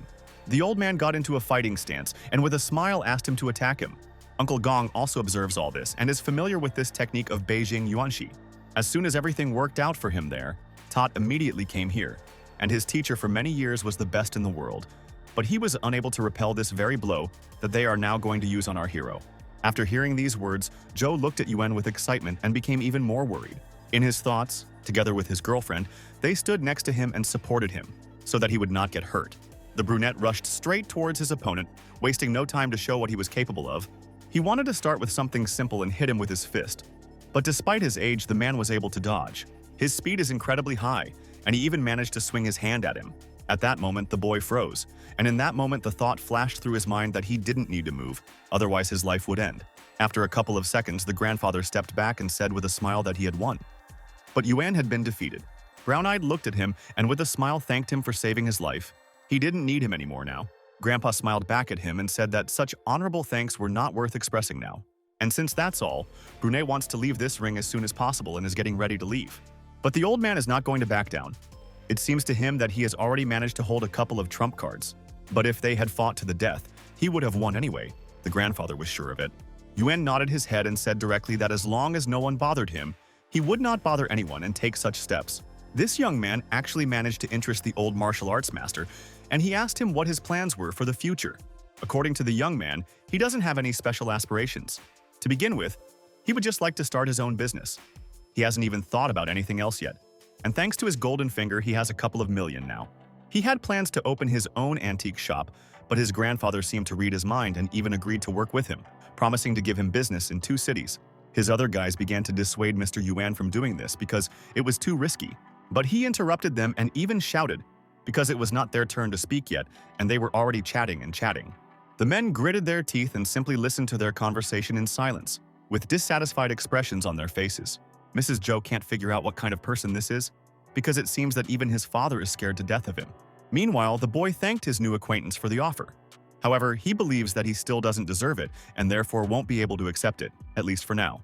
And that is why the young man comes down from the battlefield to the girls and leaves waving goodbye. The old gentleman began to compare him with his acquaintance, who clearly interested him greatly, and therefore he was going to hire people to look after him. And once all the events were published in the news, it was worth engaging him in dialogue again. Zhu approached Yuan and asked him directly why he had refused, since he would now have to worry about little things for many years. But trusting a stranger like him was quite risky, because he doesn't even understand where he came from. And it's like committing suicide. He'll probably stab you in the back at the first opportunity. As for the store, it was just a joke, because now he has other plans. As it turns out, Yuan is still a student. The guy is graduating this year, but he still hasn't written his thesis. It's time for him to get his head together and go back to school. But when he came to university, his professor had already checked some of the work and asked other students to try harder to complete their thesis well. At this moment, our hero walks through the door, very sleepy and exhausted. It's clear that he definitely hasn't slept for a couple of nights. Madame looked at him in confusion and invited him into the office. As it turned out, he hadn't attended consultations and classes for quite a long time, and now there are quite a lot of questions for him. The brunette smiled at her and asked if she would believe him if he told her now that he was going to an internship, but in fact the truth was different. And even despite his justification, the teacher continued to be angry, because even in this situation, you can't skip all the classes, because the career guidance teacher says that he has already failed her subject several times. Our hero looked at her from under his forehead and said bluntly that he had already chosen a suitable profession, and it turns out that he didn't really need to go to lessons. The girl sighed heavily and rolled her eyes without saying anything. It was time to get down to business, and she asked him to show her his diploma. It was very surprising for her, but it was a fact that, although he had missed a lot of classes, he had written his thesis very well, and of course the golden finger is to blame for everything. Thanks to his second ability, he became smarter and now understands books that he didn't understand before, and it's now obvious why his academic performance has improved. His classmate came up just in time and with mockery, he can't believe that he had enough money to order a diploma. Madame reprimanded Jan Chu. He shouldn't be so rude to other students. But the red-haired man is outraged that she made him rewrite his work more than 10 times. What kind of respect can we talk about here? The boy has known Yanli for quite a long time. She always asks sternly how the teachers used to be in the old days, and the others turn a blind eye to everything. And she, in turn, reminded him that this student simply went and copied the work. And since she is his academic supervisor, she has the right to force him to redo everything. And more than once, the redhead had already admitted that he had personally paid the man for the diploma. And he was determined to do something if she forced him to redo it again. The lady crossed her arms over her chest and said outright that she would not even open it and would only accept handmade work. But this time, the boy went too far and began to wave his hand at her so that she would accept the work. Yuan stood up for her and reminded her that she was still his teacher, and it wouldn't take long to go and rewrite the paper. Red continued to rage in the office, and his anger had already transferred to our hero, who began to threaten that he would immediately take and knock him out with one blow. The boy looked at him with a smile and said directly that Professor Yang was very responsible and conscientious. The best thing he could do in this situation was to calm down. The girl looked at him and she felt truly pleased. Only he understands her, but this student has a completely different opinion of her. He wants her to accept her thesis as soon as possible and is even willing to pay. In addition, before this, the rude man spoke badly about the person closest to him, his mother. and was not afraid to say it to his face. It's a pity that he doesn't watch his words, for this Yuan has every right to hit him. The guy flew into the door of the next room, and the teacher looked on from the sidelines and decided not to get involved in their male squabble. The redhead started coughing and threatened to call his men to deal with him. But Yuan wasn't going to play games with them, so he simply demanded that he get the hell out of there. The redhead was truly scared and promised that they would cross paths again. The woman came closer to our hero and gently touched him on the shoulder, asking him not to stoop to such a level. No matter what else he said, they had to report it to the dean's office. They could no longer deal with such people. The student truly felt very sorry for the way he had behaved, but he was forced to do so by what he had said about his mother, who had died quite recently. Madame was very confused, and she felt sincerely sorry for her student. For a second, she was confused and froze in place. The girl had heard that hugs were the best way to ease suffering, so she walked up to him and hugged him, expressing her support. Our hero reciprocated her feelings and hugged her back, thanking the professor for his help and support. And just at that moment, this cocky student comes in, along with his friends, pointing a finger at the one who dared to hit him. A gang of several guys came to their office. Some of them were even armed. A rather tall and muscular guy approached Yuan and decided to clarify whether he dared to raise his hand against his younger brother. No one reacted to the teacher's words anymore, and the boy simply sincerely said that it was his doing. But what surprised the bald man even more was that he stood there and didn't even blush. He wasn't ashamed of his actions. The boy silently hit him in the face so as not to listen to his useless chatter. His other guys stand in horror and can't decide who to send to help his brother.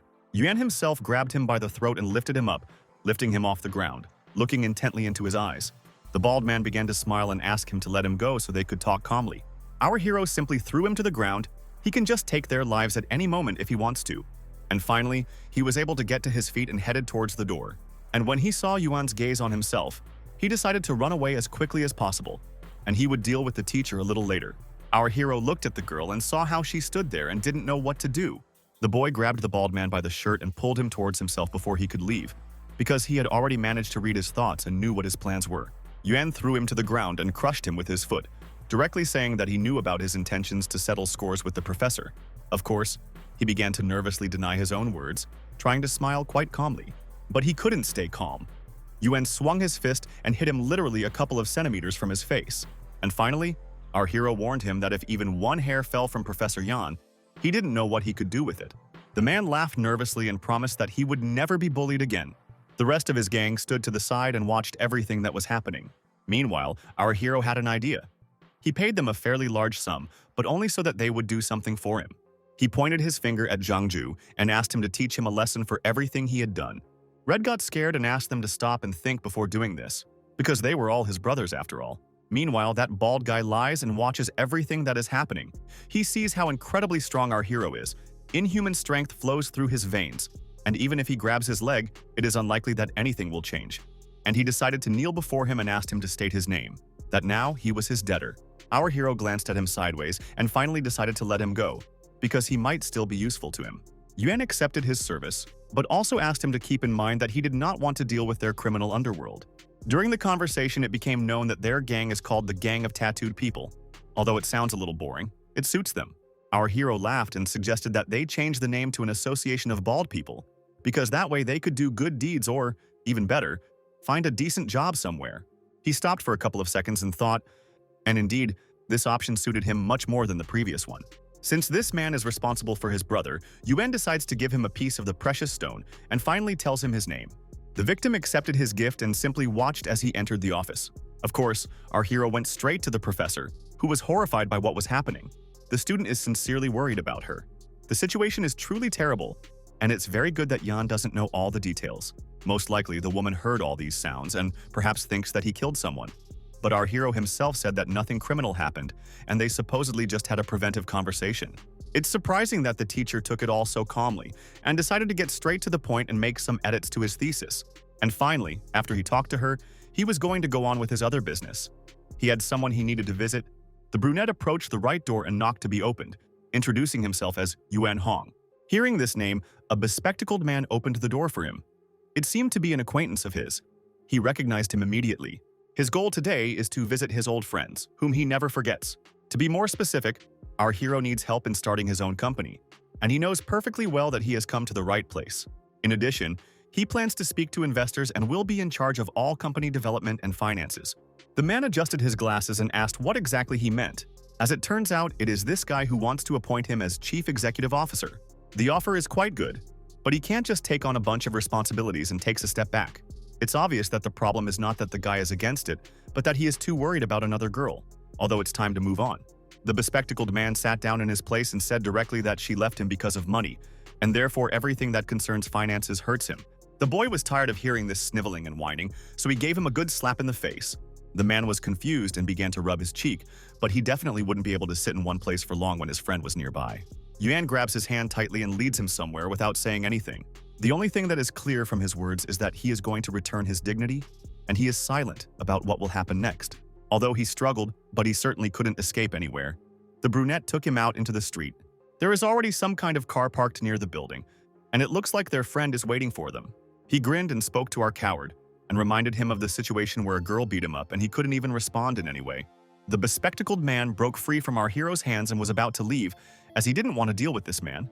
But Yuan himself stopped him, because the most interesting part had not yet begun. He called the boy's car ordinary and mediocre, looking him straight in the eyes. The man gritted his teeth and said that he had paid almost $500,000 for it, and that even if they had sold all their property, they would not have been able to afford it. The brunette just grinned and walked up to her, lightly stroking the hood. The owner of the car didn't like this, and he continued to be rude to him, demanding that he finally leave here, since he already knew what he wanted. Well, what's surprising is that if you just lightly touch it, a dent the size of a fist appears on it. His friend saw all this with his own eyes and cannot believe how this is possible, just like the other passers-by. But the man didn't like this test of strength. He was already about to attack him with his fists. Yuan grabbed his hand and asked him to be careful with his words, otherwise he would get into trouble too.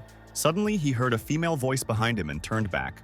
A girl he didn't know approached him and demanded that he leave her boyfriend and not touch him. The brunette rolled his eyes and looked at his friend, whom he brought here. It seems that what is in front of them now is Li Jujie's ex-girlfriend, the one who used him and dumped him. And now she begins to suspect that it was he who asked our hero to come here and deal with her boyfriend. The bespectacled man started to be rude to her and said outright that he thought she left him only for money. And the girl looks like this and doesn't hide it? She needs money, because there are quite a lot of children in her family, and no one can pay for her education except herself. The bespectacled woman can't believe what she's hearing. She's literally selling herself now, and that's definitely not human. Finally, the girl came closer to him and hit him hard in the face so that he wouldn't waste his words. Yuan decided to intervene in their conversation and grab this young lady's hand. Since her ex was now the director of his company, he would protect him too. Of course, the girl didn't believe it, and even began to make fun of him for looking like just an ordinary country bumpkin. The guy took out his black card and threw it at her feet. He gave her permission to spend $400,000 on the purchase of a new car.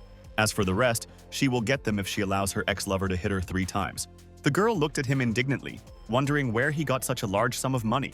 In any case, she doesn't need to know the details after all, she's not from the police. Her new boyfriend insists that she agree to the conditions, but the girl thinks about his proposal. And finally, the lady walked up to her ex-boyfriend and pointed her finger at her face, allowing him to hit her. The bespectacled man can't believe that she's humiliating herself for the sake of money. But in any case, she has no other choice but to get money for food. He swung at her with all his might and was about to hit her hard, to take out all his anger on her. The long-haired girl closed her eyes and simply froze in place, realizing that this would end someday anyway, and she needed to endure it. But for some reason, there was no blow for a long time. The girl decided to slowly open her eyes and see what was happening.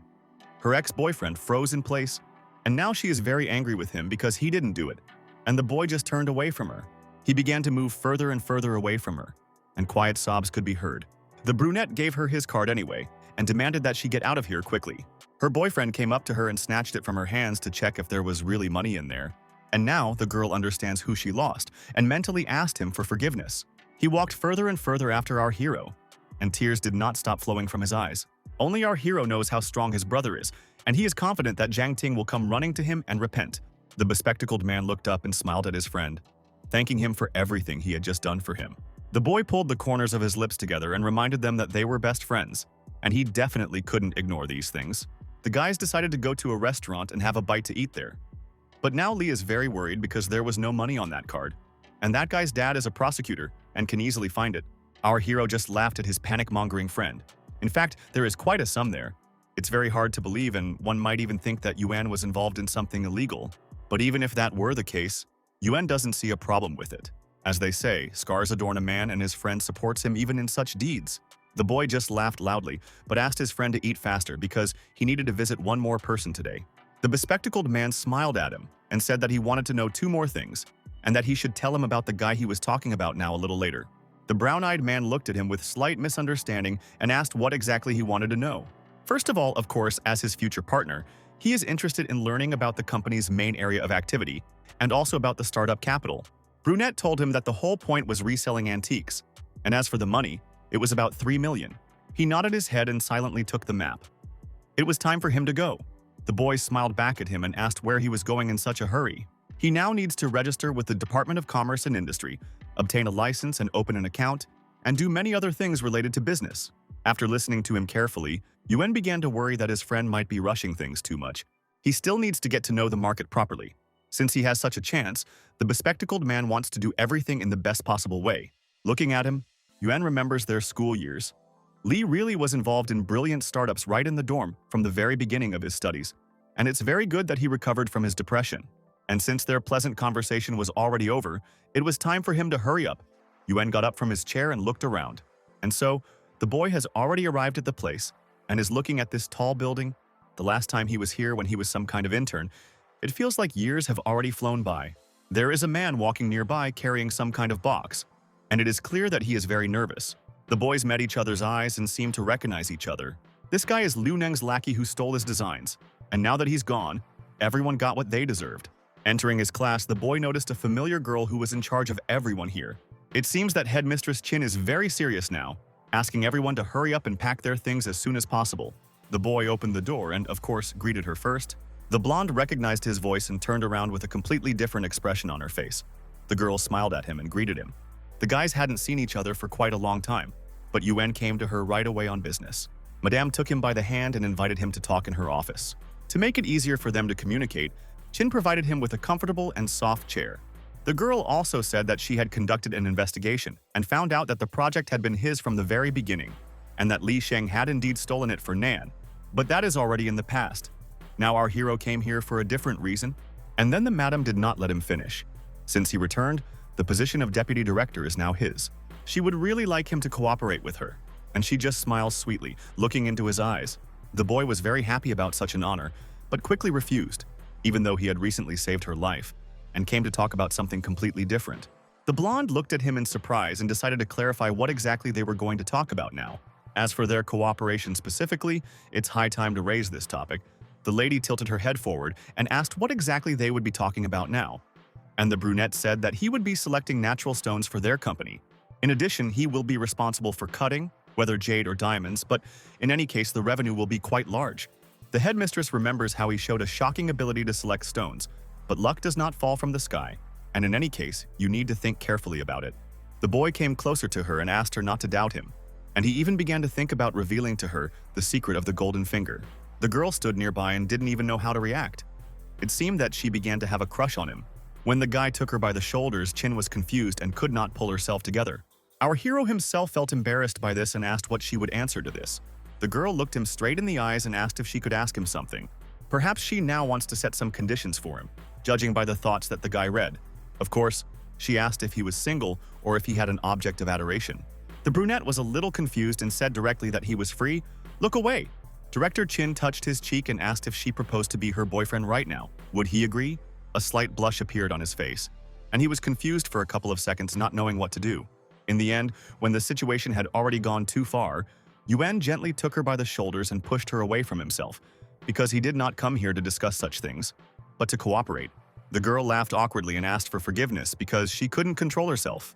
He doesn't intend to dwell on this, and therefore suggests getting straight to the point. Of course, we need to discuss the terms. The girl wants to know the expected quantity of goods, consider cutting options, and set the price. Given her determination and confidence, we can say with certainty that this will soon be discussed at an official level. And finally, after this difficult day for both of them ended, it was time to take stock. Yuan had almost fallen asleep several times while waiting for her. The blonde told him with a smile that she was almost finished. Everything was in order with the contract, and now they could sign it. Moreover, now is a very good time to celebrate the beginning of their collaboration. Qin jumped up from her seat and suggested having a joint dinner in honor of this. Our hero happily agreed. It was a great honor for him. From such pleasant dreams, Qin became slightly embarrassed and even blushed. But she was very glad that he agreed. The guy took her to a restaurant, a very beautiful place. but quite expensive that even Madame began to worry. But our hero asked her to take this calmly and trust him, because here it was 100 times tastier than in all the restaurants she had ever been to. And even though the atmosphere here is quite calm, there are still ill-wishers who want to attempt on his life. Even the cooks already know our hero here and greet him with a smile, along with his new lady. Of course, the idea that this beautiful lady is his fiancée makes him blush, but he refuses to say so. Kwan herself sits nearby and hears everything, giggling quietly. It must be admitted that the headmistress was indeed very charming, but there was nothing remotely indecent in his thoughts. Suddenly, their pleasant conversation is interrupted by some unknown person who comes up and sharply grabs the guy by the shoulder, after which he plunged the blade into his chest. It all happened so quickly that he didn't even have time to move. Our hero grabbed him by the jacket and began to carefully look into his face. It seemed that this guy was quite familiar to him.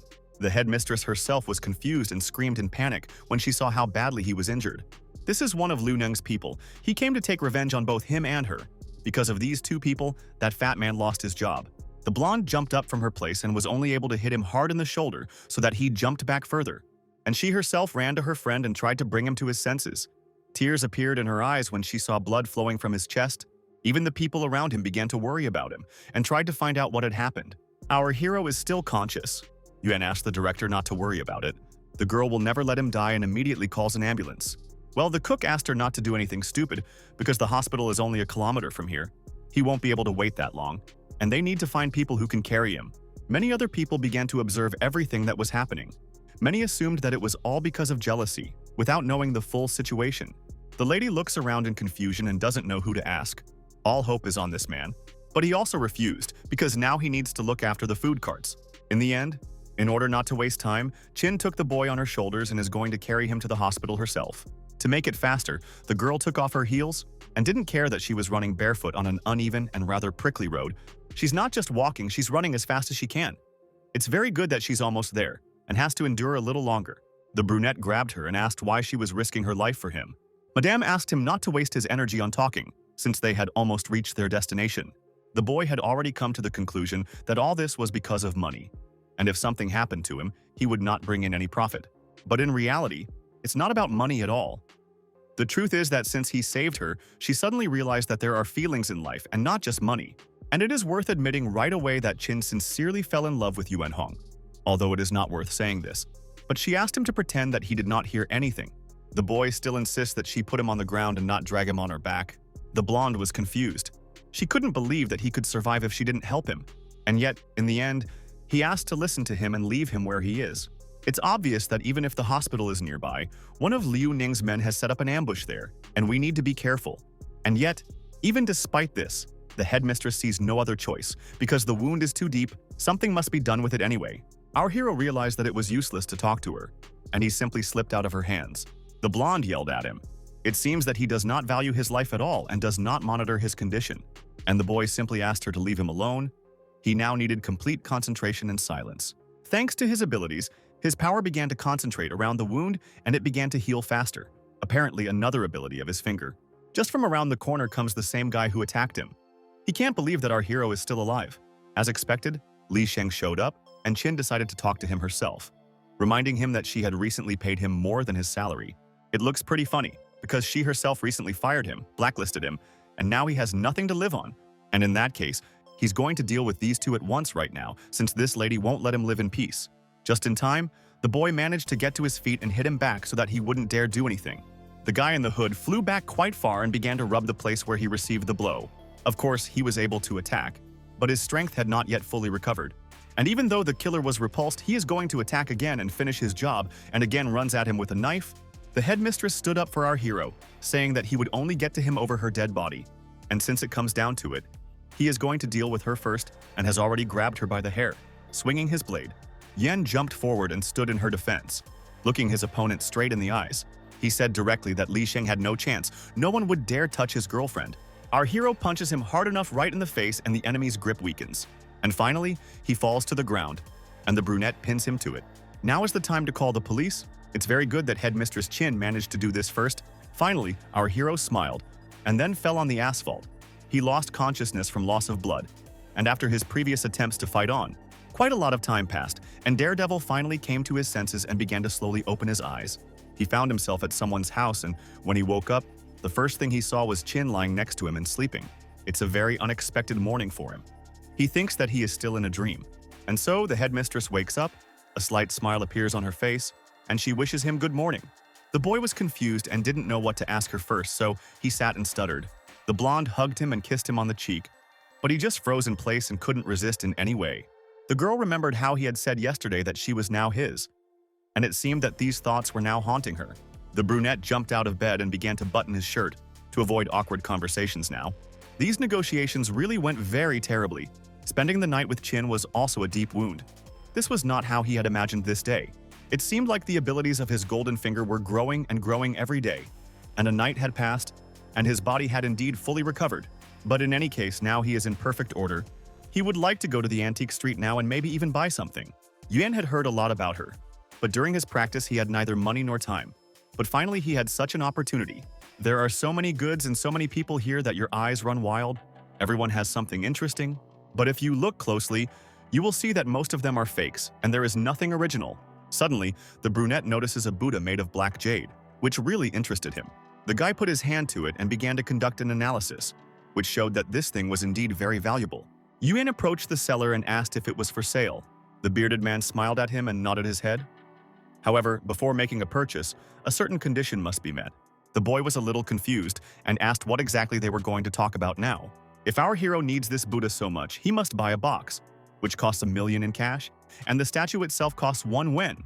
This sounds quite interesting, especially knowing that he wants to raise the price of some box several times more. The boy threw up his hands and asked what he was planning and why he was asking so much money for such junk. The man is not going to bargain with him right now, and if he doesn't like something, the young man can just take and leave. He needs a knowledgeable buyer. And yet, our hero agreed to make such a purchase. Only now he needs to go and withdraw money from the card. Come to think of it, Yuan could resell the Buddha for more than 1 million. Perhaps this old man is one of those who believes in the magical connection between things. Suddenly, a girl appeared on the horizon who gave our hero advice not to buy anything from this man, because he would already be the third loser. The boy looked at her nervously and asked if he had understood her correctly that the old man was deceiving people. The blonde nodded her head. She had seen with her own eyes more than once how he fooled others using the same scheme. And that is precisely why Madame advises him to abandon this idea right now before he goes broke. It was clear from this girl that this was not her first time here, and one could say she was a regular guest. Yuan decided to check with her about this. The blonde nodded her head and confirmed his suspicions. It is obvious that the guy didn't ask this just like that. He would like to offer her to become his guide, and in exchange he wants to show her how to buy this Buddha and not be deceived.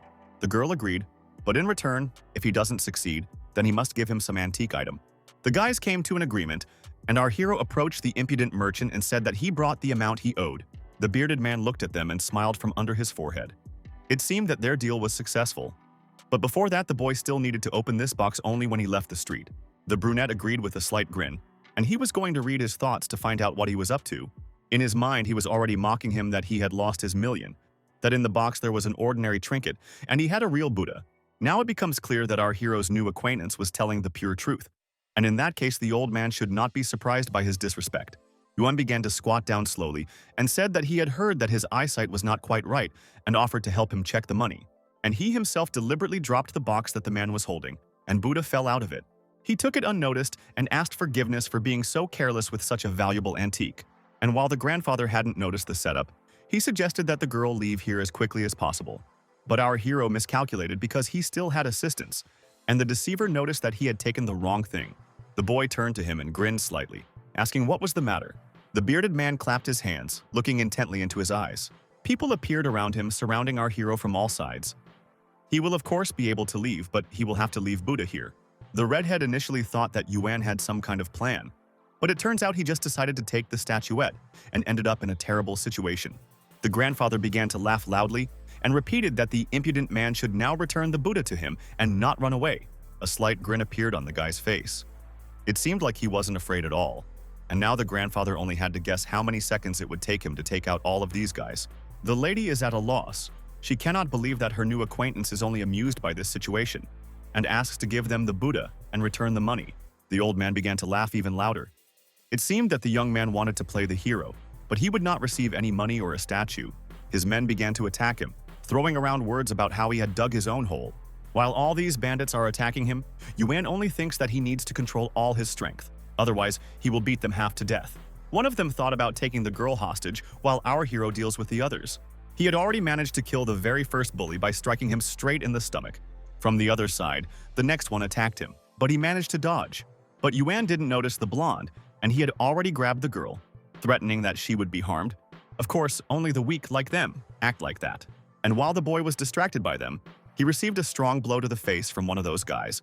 The old man was already standing nearby and saw everything, saying that at this rate, society would teach him a lesson more than once. Well, who said that everything could turn out quite the opposite? That he would teach society a lesson? Yuan stood right in front of them, grabbing the old man by the throat, demanding that they let the girl go. The bearded man had already started coughing, but he still insisted that his people really release the hostage. The blonde snorted in displeasure and let go of the girl, who jumped back from him and grabbed her throat. Our hero looked at her and asked if everything was okay with her. The girl only coughed, but said that everything was fine with her. And of course, as a final touch, he decided to give them a little present by throwing his grandfather at them. The old man flew straight at the crowd of men, and with one blow knocked them all down at once, since they were unable to think and catch him. Our hero grabbed his girlfriend by the hand and decided to get out of here as quickly as possible. The girl froze in place for a couple of seconds. This was the first time the guy had taken her hand, but there was no time to think about it now. The boys ran very fast, but it's very good that they were able to run to a place where they are now safe. The blonde cleared her throat and looked further at her friend, who apologized for getting her involved in all of this. But for her, it's nothing to worry about, and she's not even angry. The only thing that bothers her is that they still haven't taken Buddha. They also haven't returned the money. Perhaps she should go back to the police station and ask for help. The boys snorted in response. If that's what they want, then let them go there themselves. But Yuan had already managed to take it for himself. His plan was so brilliant that he did it so quietly that no one noticed when he threw the old man at those guys. He didn't even think that he would feel the statuette in his pocket. That's how it turned out that he was in the black. The schoolgirl smiled back. It seemed that his mission here was over, and she would no longer be able to appear on this street, at least because she had exams ahead. But Yuan didn't know that she was still studying at school, and he wondered if she was doing anything on the antique street. As it turns out, this is something like her hobby. She only needs to look at the product to understand whether it is fake or genuine, and this time the girl also trained. The brown-eyed man looked her straight in the eyes and asked if she would continue to be interested in this after the exams. Madam sighed heavily. Her parents think that she is wasting her time and that it would be much better for her to go to university instead of doing this. Of course, she has other plans. Although she is older and partly right in the guy's opinion that higher education is important, there is still something in which they were wrong. After university, you will need to think about your own life, about earnings and career, and what will happen then. The girl hasn't looked that far into the future yet, and therefore doesn't know how to answer this question. It's unlikely that she will be happy. To keep the schoolgirl from being sad, Yuan gave her a Buddha and asked her not to give up the work she loved. After that, the boys simply got ready and left. The red-haired girl looked after him and thought about his words. Before finally saying goodbye to him, she asked him what his name was. But even here, he will not answer her, because the name is just a conditional one for him. And if it is fate to see each other, then of course they will cross paths again. The brunette understands perfectly well that he should be a mentor for people like her, but he also likes to make fun of people. And of course, for that he just got a good slap on the neck. The blow was quite strong, although she looked like an ordinary fragile girl. The redhead immediately made it clear that such tricks wouldn't work on her. She needed to know at least his name, not to mention his number. The brunette looked at her and asked what she was going to do next since she couldn't just accept this thing. And then she realized that she really had nothing to offer, and she had been too hasty with her statements. But Yuan was also in a hurry, and probably put her in such a position that it would be necessary to somehow hush it all up. The brunette slammed his fist into his arm and said bluntly that he now had an idea of what she could offer him in return. After these words, she seemed to glow and asked how she could help. He wanted to joke with her and suggested one option to lighten the mood. After listening to him, the girl was a little confused and didn't know how to react to it, to which Yuan only laughed in response. And yet in the end, he decided to leave his contacts, since she understands antiques. In addition, the girl was promised that there would be an opportunity to show herself in the future. And before saying goodbye, the boy waved his hand to her and asked her not to follow him. Even though he looked strange to her, he still gave her contacts, and perhaps the guys will be able to collaborate in the future. When Yuan had already moved away from her, he remembered today. There were really a lot of adventures here, but he didn't buy anything. His thoughts were interrupted by a phone call, and he immediately picked it up. The boy heard someone's familiar voice. It seemed that someone had very urgent business for him. When he came home, he immediately informed Xiao that he would need to leave for a couple of days. The long-haired girl seemed offended at him for constantly being away and leaving her alone at home. But in any case, she must understand that founding a company takes a lot of time, and he needs to discuss it with many people. But in reality, he will not say that he is going to Joe, otherwise he will receive a portion of jealousy. The girl looked him straight in the eyes and said directly that she could go with him to accompany him and perhaps she would be useful to him. Yuan looked at her and asked her to look after the house better. But unexpectedly for him, she pounced on him and began to grumble even more that she wanted to go with him. The brown-eyed man picked her up in his arms and told her directly that she would be getting underfoot, and it would be best for her to stay at home. The girl agreed, but in return she asked for his strong hugs. When our hero arrived at the place, Jojo was already waiting for him, and it seemed she was very serious this time. The girl looked him straight in the eyes and said that this time she really had no choice. She had to warn him. The boy was already confused, but still asked her to tell everything as it is. The girl asked him if he remembered how he helped her solve problems with Gao Duyuan last time. As it turns out, the whole thing is with Mr. Yuan Ji, and it is he who is worrying her now. About a week after our hero left, he came to her family to ask about him. The guy looked into her eyes with confusion and asked if he had asked for information about him. As it turned out, he was very worried. And at first she thought that he wanted to lure Yuan to his side, but he simply went and shut down her family's entire business. If you think about it, since a person can stop the business of an entire family at will, then it is clearly not as simple as it seems. Besides that, yesterday, his people said that if the girl doesn't provide information about him, he will destroy their entire family. He doesn't care that it's against the law. Moreover, Z told her that if he came, he would tell her where his father was, after which our hero even shuddered. The boy certainly didn't expect such a turn of events, and asked Jojo if he had said anything else. The girl looked him straight in the eyes in confusion and just fell silent. But Yuan's gaze fell on the car. It looked damn expensive, and it looked like there was someone in there. The blonde looked at him and invited him to sit down with his mistress. The man began to ask our hero whether he had spoken with his daughter about all these matters. The brunette told the truth, however. He still didn't understand what the man wanted from him. As it turns out, he himself still doesn't understand at all. But Ji is waiting for him at the best hotel in Nanyuan. It is obvious that this situation is very unfavorable. The guy decides to take an observation position, since doing anything is not an option yet. The girl turned to her father and said that no matter what happened, they were obliged to protect Yuan Hong at any cost. The man smiled sincerely. And since our hero helped him that time, he is incredibly grateful to him. The Tseng family really does not know how to express their gratitude to him. And at that moment, the driver interrupted their conversation. The guys had already arrived at the place. The guys found themselves in a rather luxurious place. This hotel is really incredibly big and beautiful. Perhaps things are not so good. The boy became wary, but the man asked our hero to go inside. A girl met them at the threshold and greeted each of them with a smile on her face. The young hero felt very unusual when he was called sir. But it was very nice that even young people were treated with respect. And now, despite everything, Yuan is ready to go through fire and water to get information about his father. 3 people had already met him in the office and greeted the other guests. The man introduced Yuanji himself and the others present. The girl with big and incredibly beautiful green eyes smiled at him, and it seemed that she found him attractive. The young man introduced himself and greeted the older and younger generations. The other guys appreciated his friendliness and politeness and waved, but the lady began to mentally grumble to herself about the fact that no one was even looking at her. One of the men introduced himself as Li Feng. He was only a couple of years older than him, and since that's the case, the age difference doesn't bother them, and they can speak informally with him. Their acquaintance went quite well, and now they can speak frankly. Feng looked at our hero and said that everyone here was a respected person in the city, and therefore, the boy would only need to answer one question, but only honestly. Of course, since that was the case, Yuan agreed. But those people also needed to know that he needed information about his dad. The men came to an agreement among themselves, and everyone was happy with everything. One of the old men looked him straight in the eyes and asked what his mother's name was. It was a very strange question, and he said outright that her name was Li Chu, and that she died last month. For some reason, deep down in our hero's soul, a very strange feeling appeared, as if he was planning something. And indeed, the man mentally said her name again, and it seemed he found what he needed. It's clear that he's very worried, but the purpose of all this is still unclear. Then he asked if she had left him anything as an inheritance. Perhaps it was some antiques, torn pages, or even books. The brown-eyed man folded his arms across his chest and said directly that there was only the first option, but there was nothing else. Perhaps he knew about those pages of the basic Taiping techniques. The old man thought about it, and it seemed to him that he was definitely lying, because the gentleman had given the page to that woman as an engagement gift, and they literally could not exist. The brunette became wary and began to think over all the words he had mentally spoken. Now he was even more interested in his connection with his mother. The men sat in silence for a couple of minutes. simply looking at each other, each with their own suspicions. Now it becomes clear that this man definitely knows something about his father's affairs. The bearded man asked our hero to think again carefully, whether there really were no pages or something like that. Yuan continued to stand his ground and confidently said that he had already answered all his questions. And now it seemed that it was his turn to ask. The girl's eye looked at him dissatisfied. She could not believe that he was talking to the gentleman like that.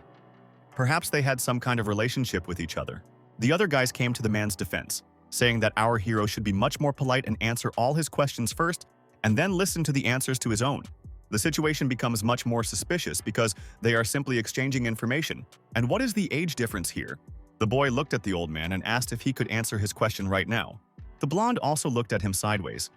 It seemed that he had already formed a not very good opinion of him because he had no position and was so rude. And yet, even in spite of all this, the grandfather decided to give him the right to vote. The brown-eyed man looked at him and asked directly if his father was alive. The guys sitting nearby even froze and began to guess who this man's dad was. To which the man smiled and said that he was still in the world of the living. In principle, this is all that the boy needed to know, and he prefers to simply ignore the next questions that they ask him. Rising from his comfortable chair, he turned around and walked towards the door so that they wouldn't bother him anymore. One of the negotiators jumped up and even raised his voice at him, saying, "He can't just up and leave now." The brown-eyed man stopped and asked if they owned the place. The man calmly put his hands in his pockets. He must still have questions. It is very surprising that they do not want to answer this question, but in any case, it will not be difficult to find out where his dad is. The most important thing is that our hero knows perfectly well that he is alive, and this is quite enough for him. This person with whom he just met has a high position and is also acquainted with his father, which means that most likely he is of the same status. Everything is very complicated. He is more concerned about why he did not visit his own wife when she was sick and in serious condition. Unfortunately, his strength is now very weak. He has no status or even money. But still, even despite this, he gives himself his word that he will find it someday. When suddenly he heard that there was someone behind him, and it was his familiar green-haired girl, and it seemed that she was driving straight towards him.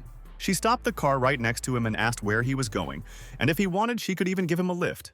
But the boy refused and decided to go on foot on his own. What is insulting to her is that she doesn't even want to visit him. The girl jumped out of the car and walked straight up to him, hugging him from behind. Everything became clear from her right away. She had an even worse desire than Director Chin, and he certainly wouldn't fall for something like that. But without knowing why, Yuan ended up in the car with her. Jo Mei immediately got behind the wheel, and the boy asked why she was so attached to him. The girl sighed heavily and said that there had been a lot of unrest in her house lately. The brown-eyed man became wary and decided to find out what exactly was wrong there. As it turned out, the girl bought an antique canvas, and that's where it all started. After this purchase, strange things started happening to her. Sounds of water coming out of nowhere, things falling on their own, as if some kind of mysticism. The boy became wary, and the very words about this frightened him. That is why our hero decided to go to her home and see what was going on there. Madame showed him the room where this canvas was hanging. Yuan gently touched the lips on it, when suddenly, he was pulled back. Mei grabbed his hand and asked him not to do it. Looking anxiously from him to the portrait, our hero raised an eyebrow slightly and looked at her sideways, wondering what he had done wrong. In fact, the girl is very afraid because she constantly thinks that the person depicted there is alive. The guy just laughed in response and said that if she was so scared she could easily go into another room. That's exactly what she did. And the guy didn't give up trying to touch her again. Having tuned himself in, Yuan put his hand to the portrait to conduct some analysis. She didn't have any special abilities. This thing was painted with special specific paints that have a strange condition, and it was precisely this that was able to hook the boy. He looked at her for a long time and could not understand what the matter was. Suddenly, at that moment, Mei came up to him and asked him to leave already, because the tap had opened on its own again. The brunette rolled his eyes in displeasure and asked not to touch him like that again, but he himself was going to go check in the bathroom. And indeed, the water flowed by itself. He decided to examine it much more closely and even grinned. He said it was broken from the start, and it even made him laugh. It would be best to replace it now and wait for the plumber to come. And Yuan also decided to ask how much money she spent on this painting. She had to pay almost 2 million for this. The quality is certainly not one of the best. His thoughts were interrupted by Mei's scream. She pointed her finger at the painting and began to walk back. Red spots appeared around her eyes as if she was crying blood. Of course, our hero is brave and decided to first approach her and see for himself what was going on. The girl grabbed him by the shirt and asked him not to leave her alone, looking straight into his eyes. Our hero simply looked at her with slight misunderstanding and didn't even know what to say. Meanwhile, Madame simply jumped on his back, clinging tightly. Yuan Hong simply sighed heavily and decided to use perception to conduct an analysis. As it turns out, paints have spiritual qi, which means that they play a bigger role than the painting itself. A rather interesting artifact, which our hero really has his eye on. Now he wonders if this spiritual energy will be able to awaken new abilities in his finger. In just a couple of seconds, the guy absorbed absolutely everything that appeared in that picture, and now it's like new. And besides, it became clear that there is nothing unusual. And apparently, if you want to awaken a new ability, you need to have something that is not inferior in level to Tianwen. The green-eyed girl looked at him in surprise. She couldn't even imagine that the bloody tears would disappear so quickly. As he thought, there is no mysticism here. These were not bloody tears, but just a specific cinnabar. The dampness is to blame for everything. And it was this that influenced the special cinnabar, which turned into a liquid. Now everything fell into place. The girl thanked the guy for his help, because she would not have been able to stand being in this terrible apartment for even another day.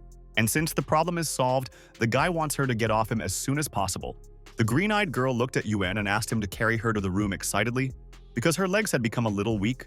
That's why he sighed heavily and still decided to fulfill her whim. And soon they arrived at the place. The girl laughed and simply fell with him. She was very grateful that he helped her. For everything he did for her, the green-eyed girl kissed him. But Yuan wasn't particularly pleased with such gratitude. He would have liked to just go home already. Just in time, he was saved by a phone call and the girl was distracted by it. The guy was very happy and asked if she was going to, but for some reason Gudok did not stop walking and Mei jumped up from her seat. Our hero just laughed and offered to answer anyway. The girl nervously picked up the phone and asked who it was. As it turned out, Mr. Yuan was calling her. And at that very moment, the tone of his voice changed to a more polite and quiet one. And now many questions have appeared in our hero's head. For example, why is he calling her so late? The girl said that she was with our hero right now and looked at him slyly. The boy found this very suspicious, but he decided to stay on the sidelines and watch what would happen next. Their conversation did not last long, and the girl soon stopped chatting with him and hung up. After this, Yuan decided to ask directly whether it was Xi or not, and our hero turned out to be really smart. The girl appreciated this and said that he immediately asked to extract a fragment of the main Taiping tactics from him. The brown-eyed man said that there was no need to even waste energy on this, since he didn't have anything like that at all. Yuan continued to insist on his own, but the girl turned out to be quite assertive, and it looks as if she does not believe him. She shows too much interest in him, and is not even embarrassed to say that she only needs him now. The guy sighed heavily and asked, since when did she start treating him so well? Was it all because of her connection with the Yuan family? As it turns out, he was right. There is some benefit for her from this. Of course, she can do whatever she wants now, but it's interesting that his hero's attitude towards her is zero. And that is why he suggested talking to her about something else that could bring at least some benefit. Brunei wants to talk specifically about how big the Yuan family from the capital is. The girl just smirked, saying that he would soon find out everything himself, and without her help, it was definitely not worth ruining the whole mood now. The only thing that can be said now is that she is equal to a titan, and one of the four that has a huge impact on the world. Yuan thought about it. It was really hard for him to hear her say that. The girl laughed, because judging by how Xi treats him, one can assume that he undoubtedly has blood ties with someone from Yuanye. And if you think about it, then he has every chance of becoming a person with great connections. But the guy has something else. And it's true that turning everything upside down is quite difficult. Green-eyed was confused and decided to clarify what exactly he was talking about. Specifically, we are talking about the fact that he wants to remove UNG from his position with his own hands, and nothing more. But Mei certainly didn't expect this turn of events, because she doesn't think it's bad to inherit family property. And it's all about his father. He ignored his own son and his wife, to the point that he left her to die without help when she was on the verge of death, and did not even look in her direction. It is very difficult to call such a person a father. The girl even felt sad from these thoughts, and she sighed heavily and became quiet. In any case, he is not going to forgive him, no matter what. Besides this, the guy is sure that after these words, this woman probably abandoned him. And what a pity that from the very beginning she contacted him because of the name of a family that has nothing to do with him. Suddenly, Mei stopped him unexpectedly and said that she had a few more words that she wanted to say. According to her, the boss initially gave him the task of seducing and luring out the main tactic. But she was not going to do this because she thinks that they also know about it, and therefore they have a backup plan. The brown-eyed man smiled back and asked what she meant by that. Of course, no one was going to seduce him, and the girl just laughed. It's all about the male tricks that can force him to give up this fragment himself. In order to enter the market, the Yuan family used all possible means, such as beatings, robbery, kidnapping, and the like. But in the case of our hero, he may be mocked even more than others. The mere thought of it makes him feel disgusted, and he decides that he really does need to take care of his own safety. The madam smiled and asked him directly if he knew Gu Wu. He probably met him once before, and this man is really very strong. He showed himself very well in that ring. The madam winked at him and said that it was indeed enough to just have good physical fitness to win, since all the clans from the upper crust of society mostly come from there. And this time, in order to learn more about him and the main tactics of the typing, the family sent another person. The hero was slightly confused and looked straight into her eyes with slight interest, wondering who it was. His name is Yuan Qi. He is an ordinary offspring of Yuan Shi. Although he belongs to the aristocratic youth, nevertheless he is the only disciple of Qingzi, and one of the four clouds of the Qingcheng sect. But even though he is like that, our hero is not afraid of him at all and therefore pulls her hand away from himself. The girl finally said that she didn't need anything from him, and in parting, she thanked him for helping her find out the reason for this mysticism. The boys smiled at each other and said goodbye, waving their hands to each other. Mei looked out from the balcony at him and followed him after her. This is her game in life, to capture everyone who arouses interest in JoJo. Meanwhile, the boy is already on his way. When the dark night came, instead of lying around the streets doing nothing, he decides to go to Tseng. He called JoJo and agreed to talk to her about something in person. The girl met him in her pajamas. It was late and she was about to go to bed and therefore was a little unhappy. Our hero smiled back at her and felt a little embarrassed, but went in anyway. For him, such a meeting was unexpected. He thought that the girl would stay at the villa and could not expect that they would see each other again. As it turned out, her house is located not far from her small shop, and therefore she can take care of him at any time. Yuan only smiled in response, sipping a cup of tea. And it's surprising that Yuan, during all this time, the absence of our hero did not create any problems for her, and all thanks to him. But now the girl has other personal experiences in her life. Longhair is thinking about marrying her father, and the thought of it makes her a little irritated. The brunette looked at her with interest and asked how many children the man had. And as it turns out, it's only she and he who want to set her up on a blind date. The boy smiled in response and dared to assume that he was indeed from the Wen family. And he was right, but JoJo doesn't like his name. She even shivers from it, just from its mention. As soon as his friend mentioned Yuan Qi, he became wary. This was not the first time he had heard that name today. The girl stopped for a second and still decided to ask her friend for a favor. Specifically, JoJo wants him to introduce himself as her boyfriend and help her in this matter. The girl really doesn't want to get married, especially to her father. And since it comes down to it, Yuan just smiled and advised her to talk to him. But unfortunately, as it turned out, everything is useless. And for them, everything comes down to quarrels and scandals. The blonde sat down next to him and asked if she should listen to him or marry the one she liked the most. The brunette sighed heavily and said that it would be best to really choose a partner that she truly liked, and that person would be very lucky. This is exactly where JoJo needs help, and if he agrees, then everything will be fine and should go smoothly. Yuan slightly raised an eyebrow and asked what would be the outcome for him if he agreed. Of course, we are talking about a monetary reward. A slight smile appeared on the lady's face, and of course, Yuan is only for it. 2 million are not lying around on the road. He literally beamed with joy. It's very offensive that in front of her now is a guy who is really very greedy for money, but the girl still doesn't take back her words and promises to give as much as he said. In the end, he agreed to help her, but saw a displeased grimace on her face. She can't believe that he is so obsessed with money, because there are still many things in the world that are much more important than this. Of course, this is true, but if you don't have them, then nothing else will happen at all. The boy still blames himself for not being able to save his mother. The girl noticed that he was sitting sadly and decided to at least cheer him up a little.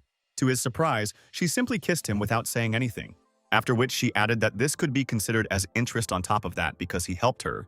Yuan just froze in place and continued to stare at her. There really was a strange atmosphere in the air. The boys looked at each other and just laughed, without saying anything else. The girl sat up straight on the sofa and said that tomorrow her father would definitely arrange a meeting for her with Yuan Qi, and they needed to discuss a plan of action. It all sounds pretty simple. You just need to play along with her and keep her company.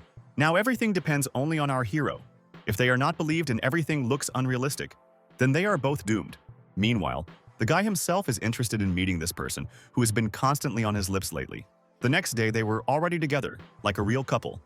And besides, the place was very suspicious for a meeting. Although our hero reassures her, he himself believes that they are facing a difficult opponent, and that they will have to work hard against him. And finally they arrived. This man was already waiting for them and greeted them with a smile. The girl immediately frowned. She couldn't believe how he could be so frivolous here. Of course, he immediately moved on to complimenting JoJo's appearance, and looked at her with a smile, examining her from head to toe. The lady became very angry and asked him to show at least a little respect. His guard agreed with her words and insisted that he deign to return to his place. The brunette continued to mutter something under his breath, not even listening to what they were saying to him. When he moved away, Jojo pointed, not with her fingers, and said that he was the man they wanted to marry her to. Our hero asked her to calm down, because they were here to ruin everything. And it was important to think of this as a small scene at the moment. Madam can't stand such rich kids, and it's obvious that Yuan Hong is many times better than him. The boy is already looking at these two with interest. Yuan Chi himself does not seem like a powerful person, but his bodyguard radiates a completely different aura. The guy himself tries to seem kind, offers her something to eat, drink, whatever she wants, and is even ready to buy this place for her. She refused him in a rude tone. No one in their right mind would want to receive anything from him. The boy just laughed. There are a lot of girls around him who, if you give them something, are in seventh heaven and are already ready to hang around him. The blonde just raised an eyebrow. She had come across a very shameless guy. He looked at the month of Cheng and asked how she could allow the bodyguard who was accompanying her to sit next to her. Our hero was confused when he was called that, and even slightly lost the power of speech. Well, if he doesn't have such a status, then Yuan is very interested in who is standing in front of him now. The brunette rose from the table and greeted the man, intending to firmly shake his hand with a smile on his face. He introduced himself as the guy Jojo and looked him intently in the eyes. The man froze in place and didn't even know what to say. It's really funny that a young lady came here on a blind date with a guy, and of course he didn't believe that they were a couple. Frowning, the blonde reminded him that she had been against this marriage from the very beginning, since she was already taken, to which he only responded by laughing loudly, so loudly that some covered their ears. And at that very moment, Yuan Chi literally threw the table at which they were sitting together at her. A glass of drink flew at the girl, and she simply covered herself with her hands in surprise. Luckily, Yuan Hong was able to catch him, and now he will be the one chatting with this man. And it seems that Chi does not take into account at all that the girl is already taken. In any case, he has already decided that she will be his today. But he threatened our hero to leave here quickly, otherwise he would regret it. But for some reason he is not afraid at all. Not even at all. He continues to tease him. The man swung his fist at him in anger, trying to hit him. He really doesn't like it when people make fun of him. The blonde was confused and asked her boyfriend to be much more careful, looking at the two of them with concern. But Yuan Hong managed to catch him and reminded him, as if he was telling a small child, that swearing was not good. His opponent is not going to retreat and wants to attack again. But unfortunately, he underestimated our hero, and he was able to throw him away from himself quite strongly. It seems that Chi is not the only one here who knows martial arts, because an ordinary person would not have been able to strike like that. And so Yuan decides to ask him what school he is from, trying to find his balance on his feet. The brunette looks straight into the eyes of his opponent, and now his tactic is simply to fool him. Without thinking, he said that he was studying at the Kunlun school, taking a fighting stance. This made Chi freeze. This is the same school of mystical martial arts that is indifferent to worldly affairs. And now, quite a lot of questions appeared in his head. And since it comes down to it, he wants to know the name of his young friend. Smiling slightly, Yuan Hong named his real one, but when it was the mentor's turn, he was interrupted. He was very surprised when he heard it, and out of surprise he asked again if he had heard correctly. Our hero can easily tell him who he is, and there shouldn't be any problems. In any case, it's definitely over with the son and the rich family. At that very moment, a smile appeared on Chi's face, which began to develop into laughter. It seemed that in front of him now was an illegitimate son, who even had the courage and impudence to come here. The brunette frowned and advised him to simply keep his mouth shut and not spread lies here. But it looks like he himself doesn't know who his father is, and it seems like his mother didn't tell him anything about him during her life, which is why he started laughing even louder. And the boy realized that the person standing in front of him was truly not an easy one, and he himself began to feel angry at him. At this moment, a girl intervened in the argument. She walked up to Yuan Chi and hit him hard in the face. He jumped back, and the lady stood up for her supposed boyfriend. No one has the right to insult him. The girl grabbed him by the hand and led him away from that place. It's not worth taking the words of a person like him to heart. The cocky guy smirked in response. No woman had ever dared to hit him like she did. He ordered his subordinate to prepare a good number for them. In addition, he was given orders not to let these two out of this room, and he immediately blocked the path for both of them. The guy with the golden finger looked at him, and his skills were indeed worthy of praise. He was quite fast in his movements and dexterous. Before starting the massacre, he suggested that the master leave, but Tseng must stay, and there would be no way out for her. The blonde frowned and looked him straight in the eyes. She doesn't understand, since when he decides everything. And the reason is simple, that Hooligan wants to take her as his bride as planned earlier. The girl started walking backwards but accidentally collided with that bodyguard. In any case, Ta was not going to stay here, and in order to knock her down, the man had to swing at her and aim to hit her fragile leg. It was a good thing her boyfriend was there and could protect her by blocking her with his foot. He looked him straight in the eyes and said that it was a very cowardly and not even manly act to attack a woman. But he began to justify his behavior by saying that he was simply following orders and that it didn't mean anything. Our hero will be able to hold them off for a while, but in any case, he asked his girlfriend to run away from here as quickly as possible because he won't last long. Jojo looked him straight in the eyes. She was very scared and she didn't want him to leave her alone. And therefore, she didn't want to leave herself. The brunette sighed with displeasure and rolled his eyes. She was just getting in his way now, interfering with their showdown. Just while they were chatting, the boy didn't notice how this bodyguard managed to get close to him and was already preparing his kick. It's good that he has very good reflexes. Yuan Hong deftly grabbed his girlfriend in his arms and squatted down with her so that she wouldn't get hit. For literally one moment, their gazes met. The girl blushed, and he just looked at her, smiling. Now it's time to get out of here, and our hero asks her to run as quickly as possible. The man is not going to retreat. Even though there is a girl among them, no one will get out of here. The boy will still be able to hold it off for a while, but he still won't last long. While he was holding Rougeau in his arms, he couldn't fight at full strength. Yuan Hong was almost exhausted, and after a couple of seconds, he puts her back on her feet. The girl noticed his heavy breathing and began to worry. It doesn't look like he can lose now, but he shouldn't discount his opponents either. They turned out to be much stronger than he could have imagined. Even Yuanqi himself didn't expect that her bodyguard could fight normally, and even stand on his feet, which amused him greatly. As it turns out, his protector is the #1 student among the youth of Qingcheng School, which is worthy of praise. The bespectacled man ran closer to his opponent to strike, but still thinks that he is being praised too much. The boy ducked and managed to dodge his attack, but still watched his movements. Even though he is so skilled, strong, and his speed is still not enough, Hong was able to dodge his planned attack and get too close. And not only that, but I also managed to push this student quite far away from me. His boss orders him not to make any concessions but to give it his all. This time he uses the leg of torment, something like a magic trick. To be more specific, this is Qi energy, which our hero certainly didn't expect to see. Luckily, the boy managed to block it and protect the girl. The only thing that happened was that his shirt was torn and his hands were covered in scratches. But still, doubts arose in his mind that it was exactly what he thought. Yuan froze in place. But the girl was less lucky. Almost all of her clothes were torn. Her boyfriend looked at her in confusion and asked how this could have happened, since he had definitely protected her. According to her, she felt a strong wind, and her clothes began to tear as she walked. He carefully took off his shirt and gave it to her for a while. Qi energy is really very powerful. It still creates a residual wave of air currents, even if the attack is parried. The master himself stepped aside and began to think about everything that had just happened. He had given it his all and would not be able to use this trick for at least an hour. There was silence between them, and it was worth admitting that Yuan Qi was indeed good for something. And since there was a girl here today, he would not be considered by them. And if they still wanted to fight him, Hong promised not to retreat. In fact, our hero heard everything they had just thought about. And in fact, there is a powerful ancient martial art in front of him now. He needs to see more. The two froze in place and simply looked at him in silence, occasionally exchanging glances. Now, since they don't want to advance, the two of them should leave this place right now. Yuan Hong kicks out the glass and is about to jump.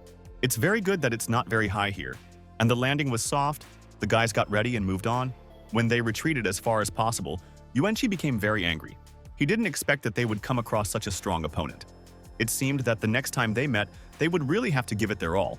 Our hero turned to Jojo and forced her to call a taxi as quickly as possible so that she could go home in peace. But she is now more concerned about the condition of her friend, who has suffered the most here, and she suggests calling an ambulance. It's very good that he's okay. It's just that the energy has entered his body and he needs to catch his breath a little. The girl looked him straight in the eyes and asked if he might need Uncle Gun's help. He agreed, but only when he returned home. His girlfriend finally helped him find home. It's great that everything ended well. Mei was already waiting for them, and the first thing she did was look at our hero with concern, nervously wondering what had happened to him. It's very good that the Qi energy didn't affect the internal organs, and all that remains is to bring it out. The boy was very lucky to get off like that, but he will still need some time to study ancient martial arts or find a few ancient items to level up on his own. When the brunette came out of his room, he saw that only Mei was sitting there and his injured friend was not with her. As it turned out, she just went to take a shower, and besides, her clothes were torn and she needed to tidy herself up a bit. The whole situation looks rather suspicious. Two of them were injured, and the girl is interested in what happened to them. The guy calmed her down and said directly that they just came to meet Yuanqi, where everything happened. The green-eyed girl was confused and looked at him in surprise. She couldn't believe her ears that this actually happened. Our hero fell onto the bed and added to this that they even managed to measure their strength, and the only one who is quite strong is the person he keeps with him. May was even more surprised by his stories. She couldn't believe that the two of them had managed to escape from him because it was impossible. He was considered the most worthy martial artist in Sichuan among the younger generation, but most likely, this person deliberately lost the game. In addition, the guy does not trust this woman and decides to simply test the waters. And yet, Madam can't believe his words because Tsun has always been famous for his composure. And that's why when Chi gave the order, he couldn't let them go. Our hero has nothing else to say. He told everything as it is, and now he is most interested in why she came here. The girl said directly that she had heard something very important and knew that he would be right here, and that was why she wanted to see him in person. And this morning, as it turned out, she met 3 authoritative people in the city of Nanyu. They told her that Qi sent 3 of Qing Cheng's masters to deal with our hero. Yuan Hong even jumped up from the sofa at these words. He didn't expect that a whole assassination attempt had been launched against him. And it is very likely that this time they will try to take away what he has at any cost. These words made the boy think. They play quite cruelly. And it was very good that he accompanied Jojo to the meeting today.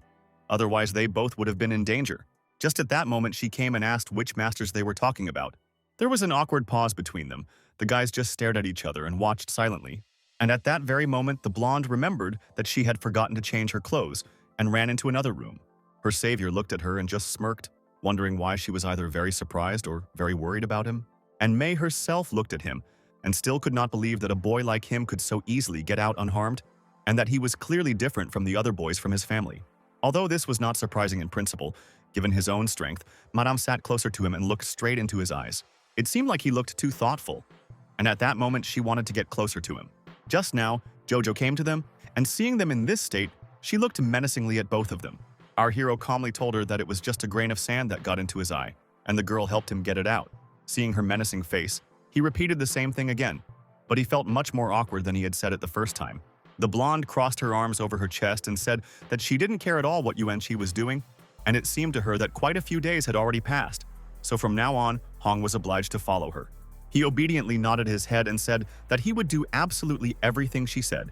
The green-haired girl came closer to her and asked if it was really worth handing over this guy to her as a bodyguard. The girl still didn't understand what she meant and asked her to explain it to her in a much more specific way. May said with a smile that it was a lie that Chi would marry her this time, but that they needed to catch Hong, who was sitting next to them, was the pure truth.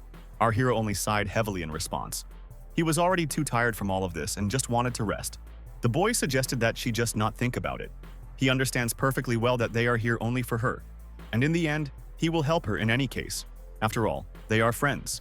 Jojo even took offense at him after these words because ordinary friends can't kiss. Moy looked at him and had an idea that she might be having some kind of affair with this guy and was going to get him tonight. She crossed her arms over her chest and began to look at the two of them, because now that the question was open, it would be much more dangerous for the two of them to stay. And when the two of you stayed together, they might fall into a trap. It's hard to disagree with her, but that gentleman doesn't know where she lives, just like her father. But even if so, the location will be fairly easy to figure out, and therefore May believes that our hero should distance himself from them for a while. And he himself agrees with this, because in the end, their main goal is himself. But still, people like that guy, I don't know if there is a need to attack Zheng Ruoru. And besides, he wouldn't want to be in his debt again. There was an awkward pause between them, and at that very moment the brunette had an idea. What if Zheng went with him? May immediately objected, this should not happen, and besides, it will not work according to her. The guy carefully took Jojo's hand and thanked her for reminding him of everything. Now he wants to find suitable housing for the two of them and leave the housekeeping to her. The green-eyed girl looked after him and didn't even know what to say. Emotions were raging inside her. Meanwhile, the guys have already chosen a place to settle. It's unlikely that anyone will guess.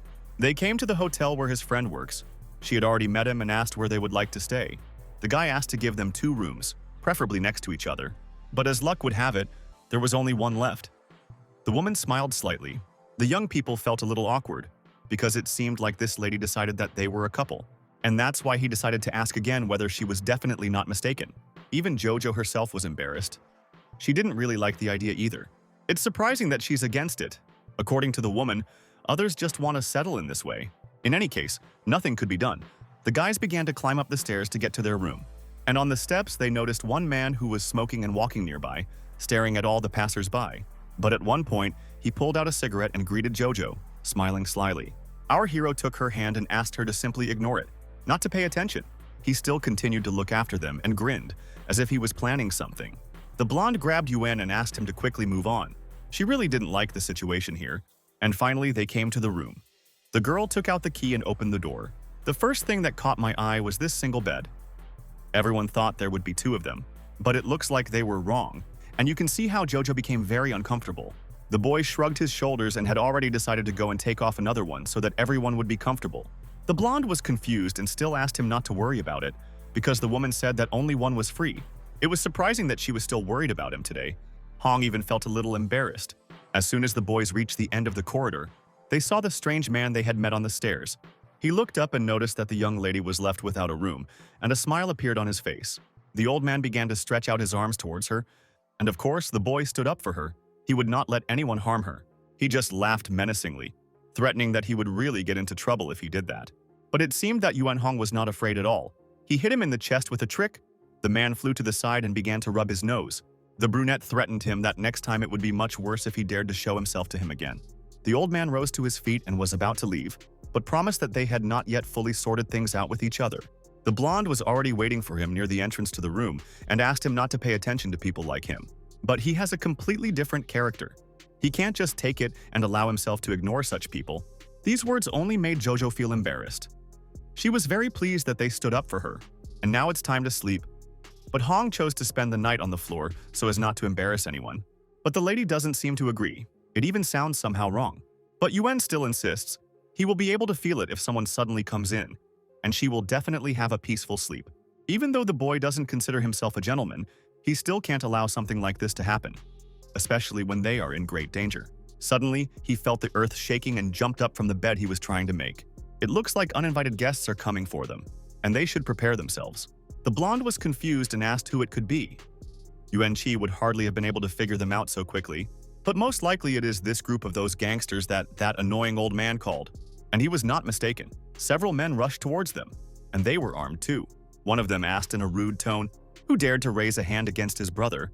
Yuan Hong covered the girl with his body and asked her to go hide somewhere until he dealt with these guys here. It seemed like one of them had already set his sights on her, and a smile began to spread across his face. The men began to whisper something to each other and even laughed. Their boss praised them for their good work, and he promised to treat everyone to a cup of soup, so to speak. The boy and his girlfriend frowned and carefully watched their every move, which made them feel simply disgusted. And now, the bald one and the others are going to show where the crayfish spend the winter. Of course, Hong was not going to hesitate and would fight. He swung his fist and hit him in the face hard enough that he did not have time to react. The fat man flew into the wall, not even having time to deliver a counterattack. He crushed several of his own people with his body, and they ran to his aid, anxiously trying to bring him to his senses. Our hero told them that he would remain alive, but only on condition that he lay peacefully. His other friends can't just leave it at that, and are already threatening to beat him up, preparing their weapons. 3 guys immediately rushed at the boy, one with a club, the second with a knife. The third also took some kind of blade from his pocket, but just one blow from Yuan was enough to take them all down at once. There was an instant silence in the room. They all fell to the floor and seemed to lose consciousness.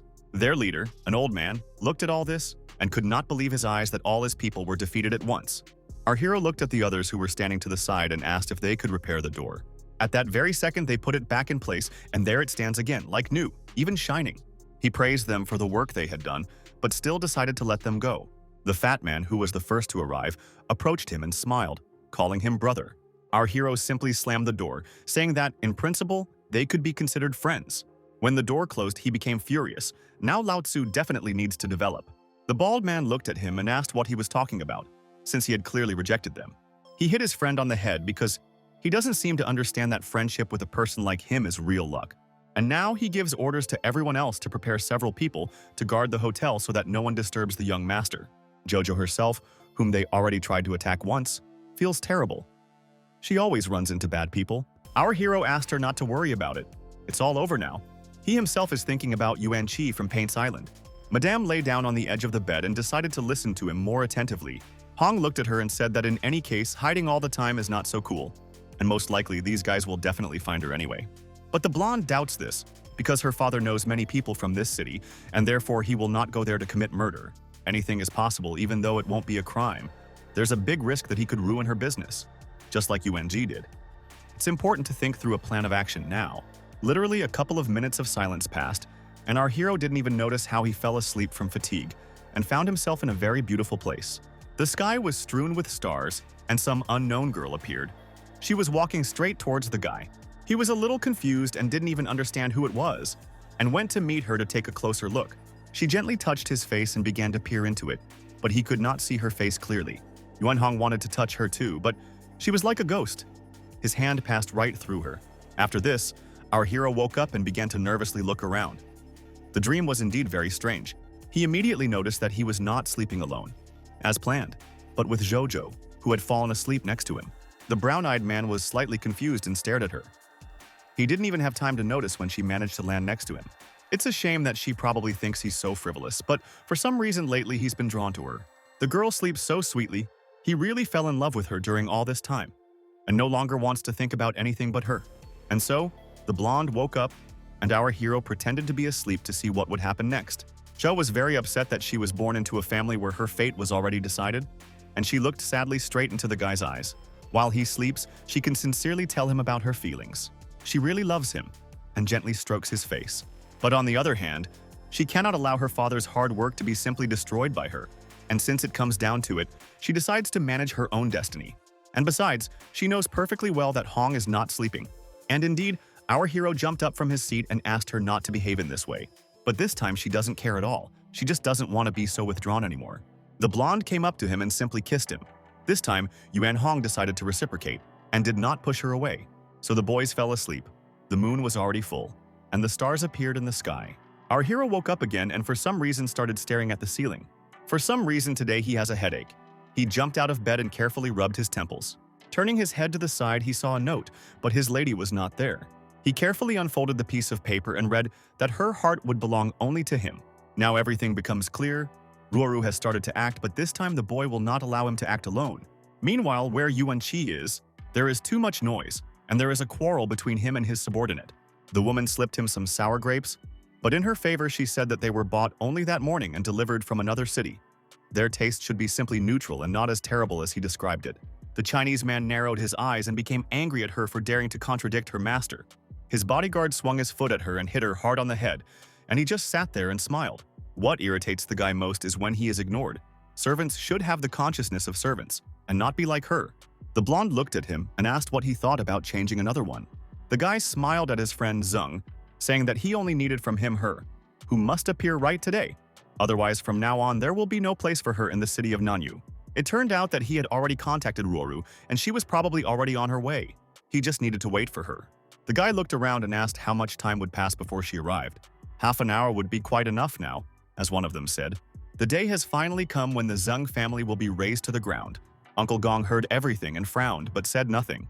Jojo's father is already asking for a little more time, promising that she will return soon. One of his subordinates slapped his knee and declared that such a thing was not even negotiable. At this moment, Uncle Gong Yi comes in. It seems that he is not in the best mood right now. He saw how he was lying. The blonde grabbed him by the shoulder and stopped him. He had no right to stand in front of three gentlemen. However, in the end, Yuan Qi felt that even half an hour would not be enough, since she would not return, and he might have to deal with the Xing family directly. But just at that moment, a female voice was heard, quite familiar, and Jojo decided to come to him herself, no matter how much she didn't want to.